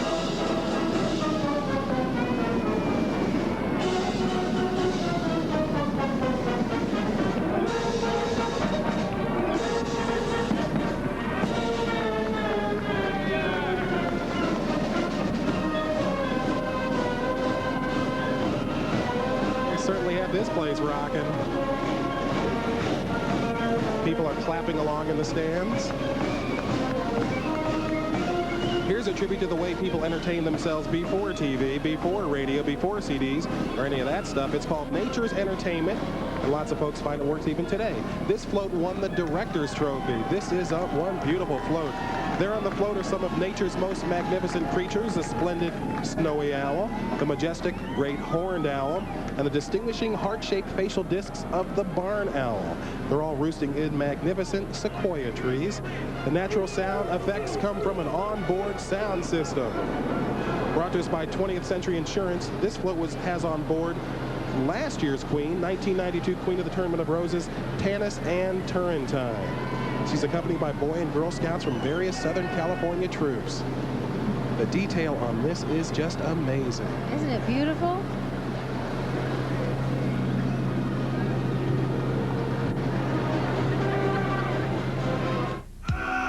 let's go back to the excitement of the 104th Tournament of Roses Parade with your hosts, Mark McEwen and Jane Seymour. Welcome back to the 1993 Tournament of Roses Parade. I'm James Seymour here with Mark McEwen. Happy New Year to you, Jane. We hope you're all having a very happy New Year's Day. We're sure trying to do our part to fill your day with festivity and flowers and fun. And here are the Hermitage High School Marching Panthers from Richmond, Virginia. They number 140 musicians. Practically makes them a chamber group compared with some of the big bands in the parade, but their sound is just lovely. They've won all sorts of championships, including the Festival of States in 1987 and 89, the 1990 Festival in Toronto, and the 1991 Smoky Mountain Music Festival. The Marching Panthers have an unusual way of raising funds for their travels. They and their parents operate the concessions at games played by the Richmond Braves, which is a AAA farm club of the Atlanta Braves, who had an excellent year this year, or actually, shall I say last year. This is 1993. They work more than 70 home games every summer to help pay for their trip out to Pasadena.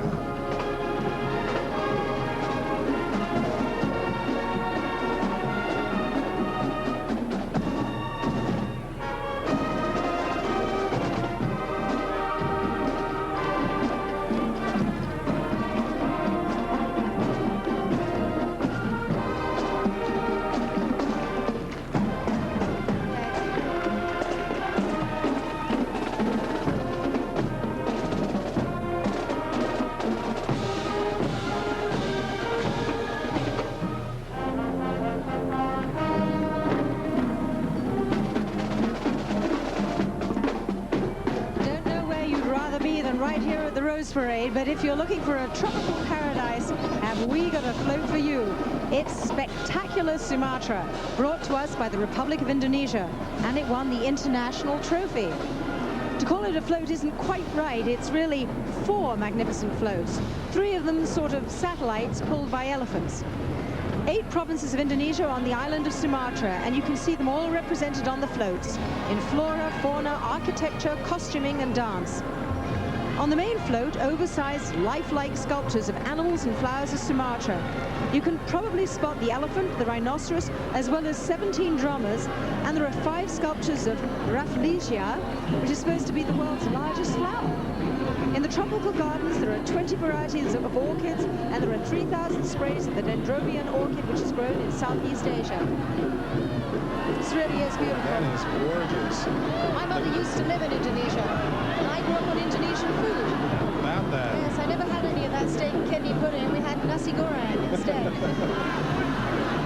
crowd is really pumped at it. Look at the drummers. Look at, they really have a good rhythm going there. Yes. Look at them. It's funny with how creative the floats are. I thought the elephants were actually made of flowers when I first saw them. Those are real elephants. Yes, they're fantastic, aren't they? So if I have never had Indonesian food before and I haven't, what would you suggest to a novice? Oh, it's absolutely delicious. And nasi goreng is a sort of a rice dish, but it's somewhere between Indian and Chinese food, really, and Thai food. It's very similar. Those drummers are just fabulous. They stop, now they're waving a little bit.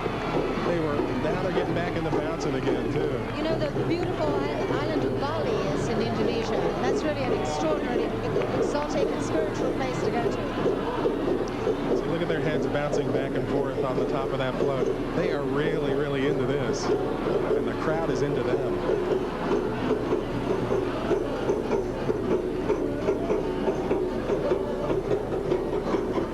Orangutan at the back there? Yep. I met a couple of those guys when I was in Borneo and in Indonesia, and they're very friendly, but they're very big. They're almost human.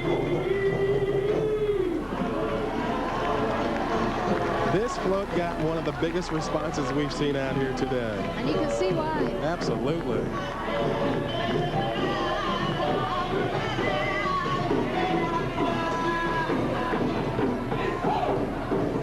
There's the orangutan you were talking about. There he is hanging from the trees.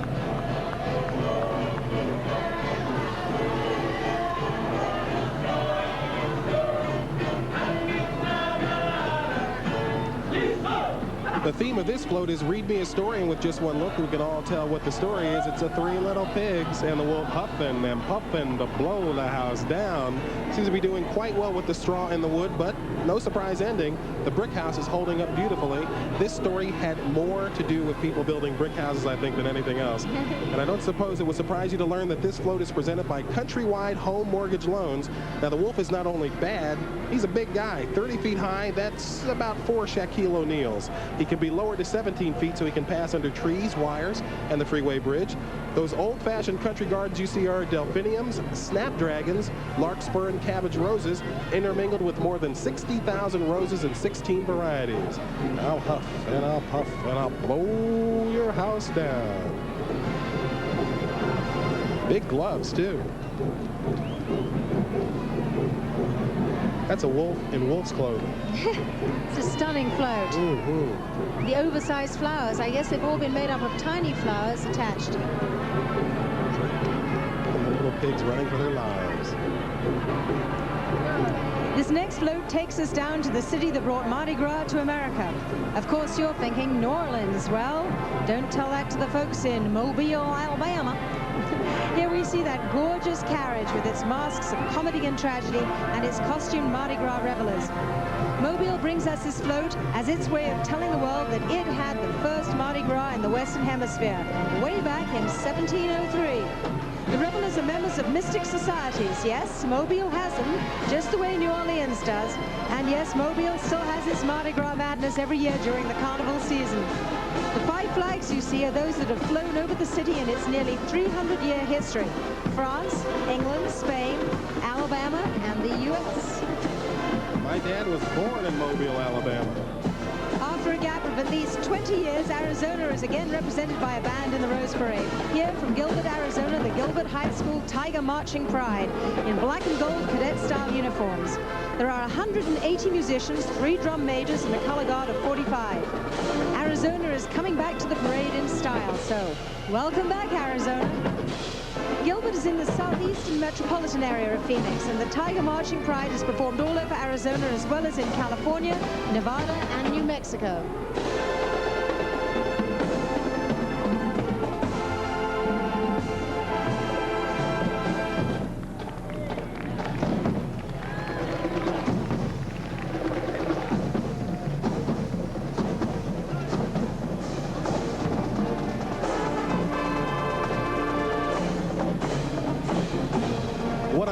Parade, and there are 1 million people here in Pasadena watching it live all along the route, Jane.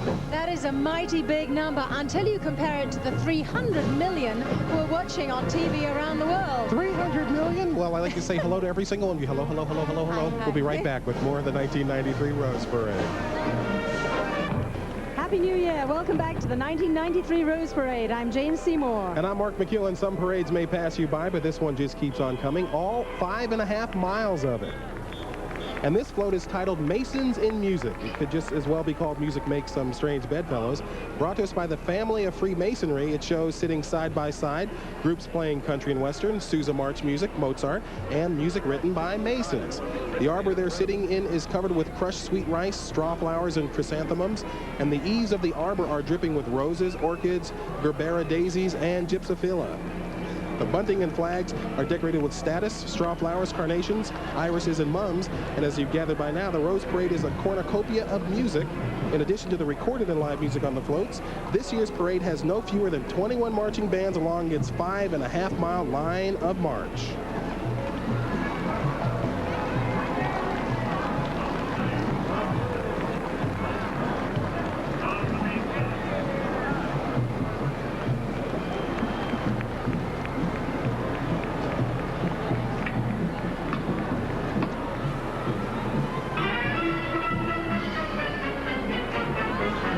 From the people of Guatemala comes this float, which is themed El Mercado, which is Spanish for the marketplace.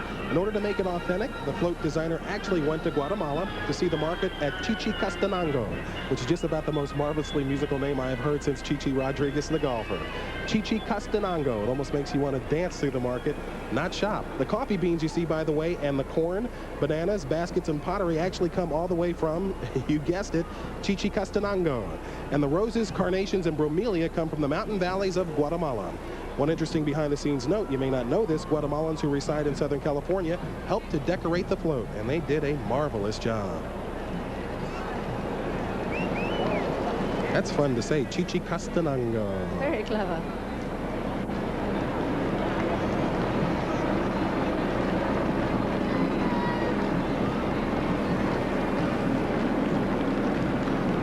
Now, how many languages do you speak, Jane? Well, I speak French and a little Dutch, and a couple of words in Hungarian, a couple of words in Cantonese. What are the words in Hungarian? We'll find out later. We have another chance to travel backwards in time, and this time with the Valley Hunt Club. What we're seeing is a recreation of an 1890s scene, a family on the way to a ball at Pasadena's stylish Hotel Green. You see an antique park drag carriage drawn by 4 Frisian horses plus 2 outriders. The Frisian is an ancient Dutch breed. It was once used by knights as an armored mount and then as a draft horse. The joys of the outdoors are brought to us beautifully by the Seventh-day Adventist Church in this float, enjoying and caring for nature. The message is here for all of us, young and old. Enjoy nature in ways that renew it, not damage it, by hiking, camping, and backpacking. And you can see waiting out there to welcome you families of raccoons and chipmunks, a peaceful fawn, a hard-working honeybee. You can hear the people reacting around us, a colorful salamander, and a supporting cast of frogs and butterflies. Hope you can see the 2 sets of animated waterfalls. There's a salamander right there. Well, never thought I'd say this, but that's a good-looking salamander. It's beautiful. There's the raccoon, and that's a cute face. As I was saying, I hope you can see the 2 sets of animated waterfalls and look at the natural colors and textures of animal fur. They're achieved by using Ming moss and cottonseed for the soft gray, pampas and uva grasses for the warm cream tones, and palm fiber, corn silk, and firegrass for the rich browns and blacks. There's the waterfall.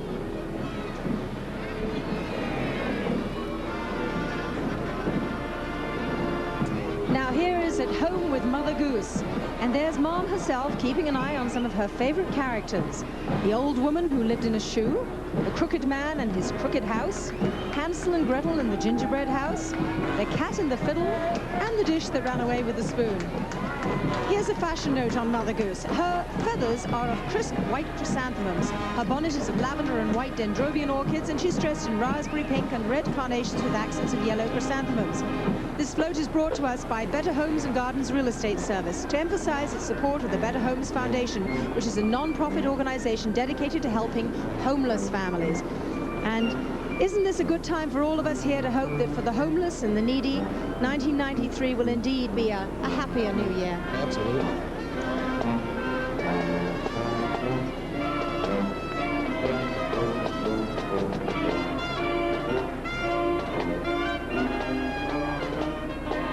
Now in red and black British Guards uniforms, a Castle Park High School Trojan Brigade and marching units. They hail from Chula Vista, California, down near San Diego, and they become one of the best bands in Southern California. Playing I'd Like to Teach the World to Sing. In addition to 129 musicians, they have 16 letter carriers, 32 members of their tall flag corps, an 8 China silk flag carries, and their band just kicked in. This is only their 2nd appearance in the Rose Parade. They travel to lots of places for competitions and just to perform. They visited Canada, Washington, D.C., and closer to home, San Francisco and Las Vegas.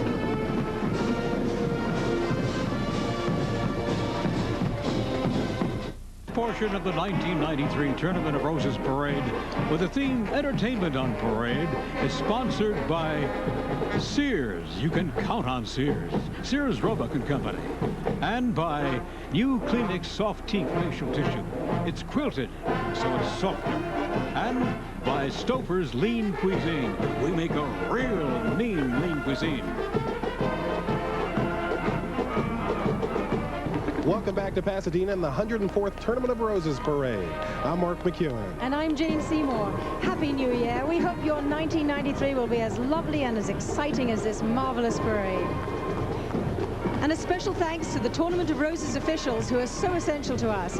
President Gary Hayward, Executive Director Jack French, Assistant Executive Director Bill Flynn, and our parade liaisons Virginia McCrew and Dick Kiner.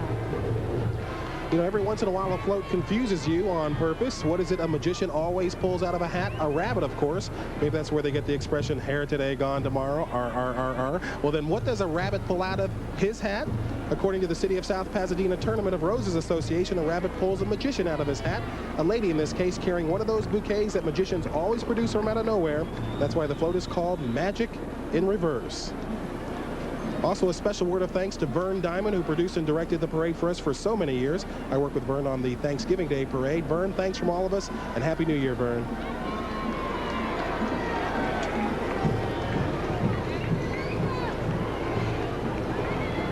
Here is a lovely float that proves that if big is beautiful, small is sensational.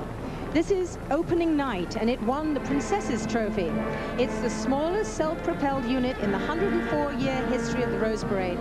15 feet high, 15 feet wide, and 30 feet long. Oddfellows and Rebecca's give us a finely decorated Fabergé egg, which opens to reveal a beautiful peacock. It was designed by C.E. Benton's son, and their biggest challenge was to find a place for the float operator somewhere in there. They managed it, but that's their secret. If you've been to Buckingham Palace in London, and Jane, I know you have, and you've watched the changing of the guard, you may recognize the uniforms of the Lincoln High School Band from Stockton, California. They're a close copy of the ones worn by the famous Coldstream Guards, and the auxiliary uniforms features kilt skirts made to order in Scotland. They're an authentic replica of the ones worn by Scottish dancers. The Lincoln High Band has won more than 40 sweepstakes competitions and more than 300 other trophies over the past 12 years. For those of you who may not know California, Stockton is a good way north of us, due east of Oakland, and the Lincoln Unified School District is a microcosm of America. It began in the early part of this century as a tiny one-room country school, and now takes in more than 10,000 students for one room. That's pretty crowded. This float is from the city of Downey, California, and like many of the others in the parade, it's built and decorated entirely by volunteers. The centerpiece is a giant calliope, a steam organ drawn by a pair of 12-foot-high horses. And it's the sounds of magical dreams, and it won the Founders Trophy. The calliope is a reminder of a bygone era when you could find them on steamboats and at circuses and carnivals. And on this calliope, the pipes are made of chrysanthemums, straw flowers, statice, and orchid petals. The orchid itself of black seaweed, onion seed, coconut, and carnation petals.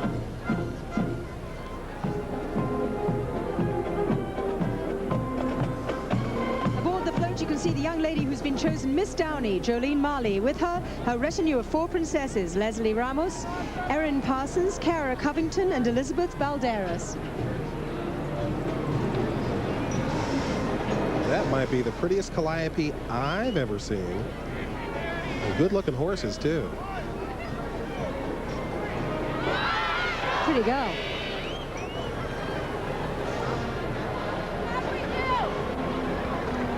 There's that parade wave that you get going there, that kind of window washing thing. I think the Queen of England, she designed that wave. And here's Miss Downey. There she is. She's beautiful. Yeah, the Queen of England, I think, did begin the parade wave. Yes, minimum movement she does. Got to save it for all 5.5 miles. Have you ever ridden in a parade, Mark? Yes, I have. The thing that hurts by the end is just from the elbow to the wrist. That's what hurts at the end of the parade. Have you? I did. I remember I did the Hollywood parade once with my children, and we were all very excited for about a block. No, you're not looking through the wrong end of a telescope. These are miniature horses. Aren't they cute? Champions, too, I might add. And they're pulling antique carriages. Among them, a ladies driving phaeton, a top buggy, and 8 road carts. All the riders are wearing turn-of-the-century costumes. Now, here's the deal. Miniatures can't get any bigger than 34 inches in order to qualify for competitions. If you're 34¼ inches tall, you're gonna be out of luck. But their owners hasten to tell us they are as strong and capable as any other breed. The ones you see here compete throughout the year on a miniature horse circuit, real teeny tiny kind of circuit. Many of them have also been in open competitions against large horses, and they have won. And my daughter Katie has just told me that she wants one for her birthday next week. She's told me they're a bargain and we can keep it in the house. I'm not sure. I wonder if you say sit. Do they sit? I didn't know they did anything, but apparently you can ride them, and obviously they draw carriages. Boy, when we were like 10 or 11, wouldn't you have paid everything to have one of these for your pets? Yes, shush, that's what they want. Can you see John Wayne on one of these? You know, we're all celebrating the new year, 1993, but with this float, the community of Alhambra, which is where I lived when I first came to California, just a few miles to the south of us, brings a new dimension to the fun. It's a salute to the Chinese New Year, 4691, with this traditional dragon boat. Aboard are New Year's revelers in Chinese costumes. Now, the body of the dragon is covered by chrysanthemums, carnations, and straw flowers. The head is decorated with lentils, marigolds, and more straw flowers and carnations. The garden areas around the base of the float are roses, gerbera daisies, and orchids. So happy 1993 and 4691. Look at that face right there, Jane. It's not really scary, is it? It's kind of a friendly-looking dragon.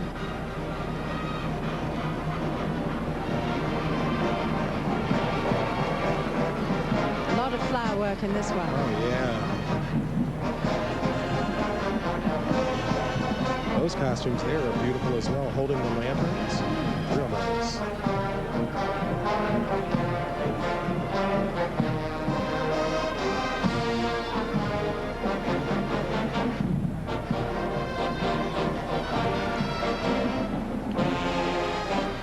Now the last of our 21 parade bands.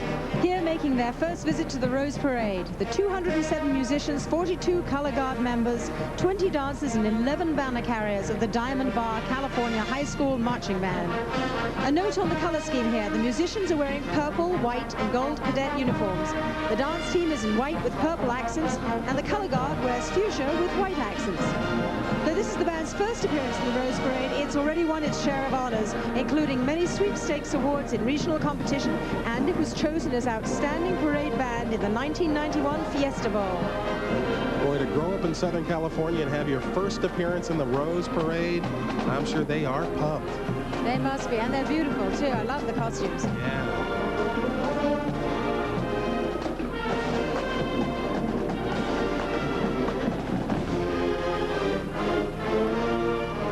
It must be something to watch this your whole lives and then to be in it.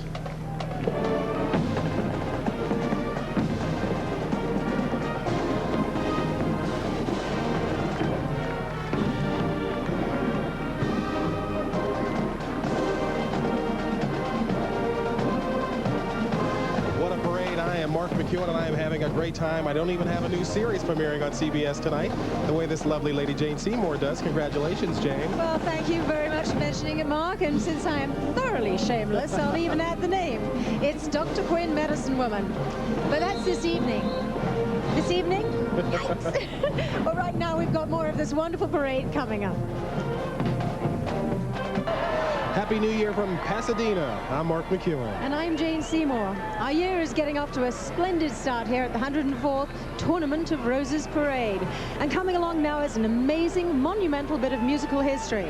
What you're seeing is the mighty Wurlitzer military band organ that dates back to the beginning of the century. It's brought to us by the Occidental College Alumni Association. That military band organ contains 50 working musical instruments with 27 open pipes and 22 stopped pipes. On each side of the cabinet are a bass drum and a snare drum with a cymbal on top. The organ cabinet is a screened surface that has been covered and tented with mums, paper bark, and seeds. And the theme of the float is everything's coming up roses. And if you like to have things coming up roses, boy, have you come to the right parade.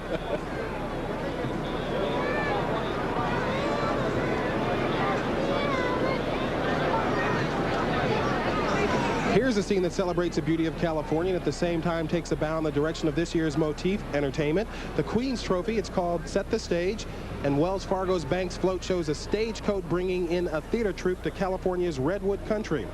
While snowdrifts flow across the Sierra landscape and the giant sequoia redwoods are draped with snow and ice.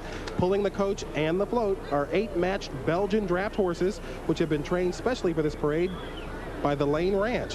What a scene. Kids on sleds, animals pop out of burrows, snowballs fly, banjos and fiddles play. Sounds like just another night at the McEwens. And a child actress portrays the famous Lotta Crabtree, who? She was before my time and yours, but she was really big, I mean big, in California in 1800s. Trust me on this.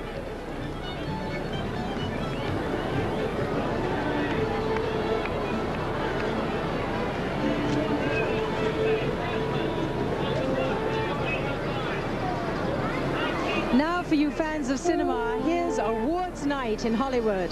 This one won the Governor's Trophy. And the auto is a classic, a 1929 Duesenberg. You've heard the expression, it's a doozy. Well, doozy is short for that magnificent auto, the Duesenberg, which has long since become a precious collector's item. As for the passengers, they're doozies too. You've heard of the Dream Team? Well, here is the Bad Dream Team, together for the first time on any float. Presented by the Bank of America. There's Frankenstein in the driver's seat, and next to him, radiant in white, the lovely Lady Frankenstein. And in the back seat, Wolfman, the Phantom of the Opera, and the Mummy. Not my mummy, I assure you. And in the rumble seat, Count Dracula. There he is. Good-looking guy, huh? Gene, I don't suppose there'd be any point ever in reminding you that Frankenstein is really the name of the scientist who created the monster, not the monster. I was just going to point that out. Really, I was.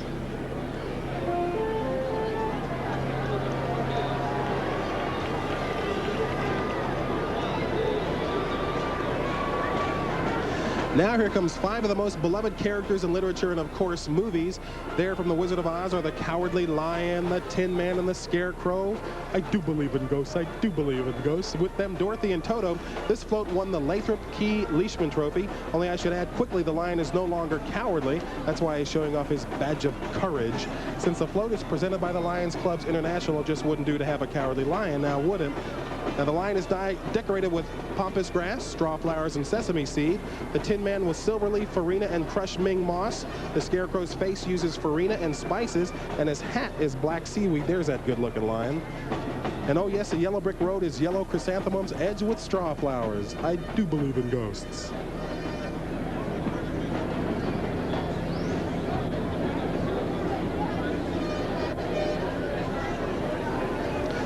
And as some of you know, on CBS this morning, I cover music, so I'm delighted to see this float with one of my favorite groups, the Acorns, playing cool California music. Now, what's that? You say you never heard of them? Well, I predict they're going to be big. In fact, so big, you may have to change their name from the Acorns to the Oaks. You know, mighty oaks from little acorns grow. Oh, never mind. You're probably wondering how the Acorns get such a great sound. Well, here's the secret. Their instruments are made of crushed walnut shells, lotus leaves, rice, silver leaf, poppy seed, onion seed, paper bark, carnations, corn husks, gladiola petals, and flax seeds. Folks, don't try that on your musical instruments at home. That's a good-looking woodchuck right there. The city of Inglewood, California, which presents this float, is mighty proud to be the home of the Great Western Forum, where the LA Lakers and Kings play. Squirrels, that's what they call them. And of the Hollywood Park racetrack, and the wooded floral environment on the float recreates the infield at Hollywood Park.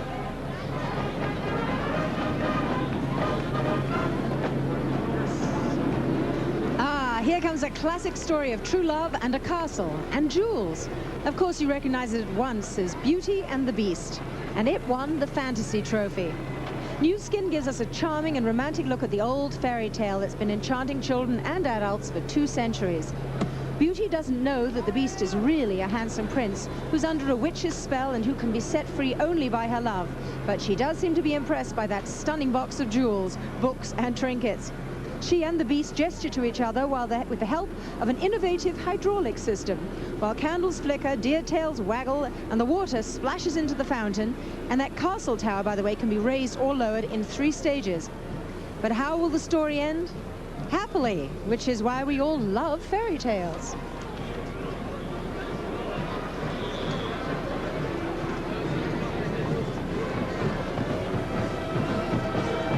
Now here comes a happy jester and his retinue of circus performers. The big chap strums his banjo while his colleagues juggle, swing on trapezes, and balance on high wires.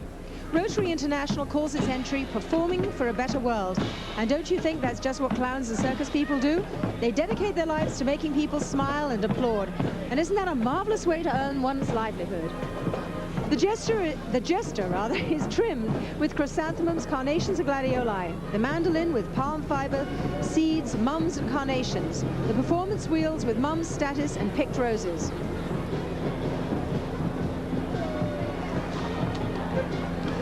This float, All the World is Our Stage, has an international motif, but clearly the main man is the bard William I Don't Answer to Bill Shakespeare. Note particularly his elegantly receding hairline, which is to be found on many men of real talent and distinction who are good looking too and whose mothers love them very, very much. In presenting this float, Delta Airlines chose the title All the World Is Our Stage, which sounds like a quote from a Shakespeare play. Which one? Well, I'll defer to my co-host, the distinguished and lovely British actress Jane Seymour. Jane? Oh, aren't you sweet, Mark? A little stump Jane this morning? Well, I've got a surprise for you. It's from As You Like It, and the exact quote is, all the world's a stage and all the men and women merely players. You see, Jane, I knew you'd do it, and I was right there to help you if you stumbled, but I knew you wouldn't.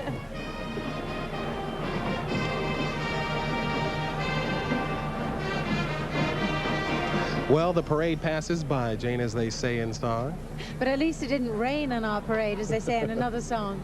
And it's been a great way to begin 1993. It has. My pal Jane Seymour sure is starting the year right with the premiere of her new series, Dr. Quinn, Medicine Woman, on CBS tonight. Watch it, and you're on tomorrow night as well. That's right. And my pal Mark McKeown goes back to his duties as entertainment editor and weatherman on CBS this morning. I just wish we didn't have to say goodbye to the parade just yet. But we do. Goodbye from Pasadena and the 104th Tournament of Roses Parade. And a Happy New Year. Happy New Year.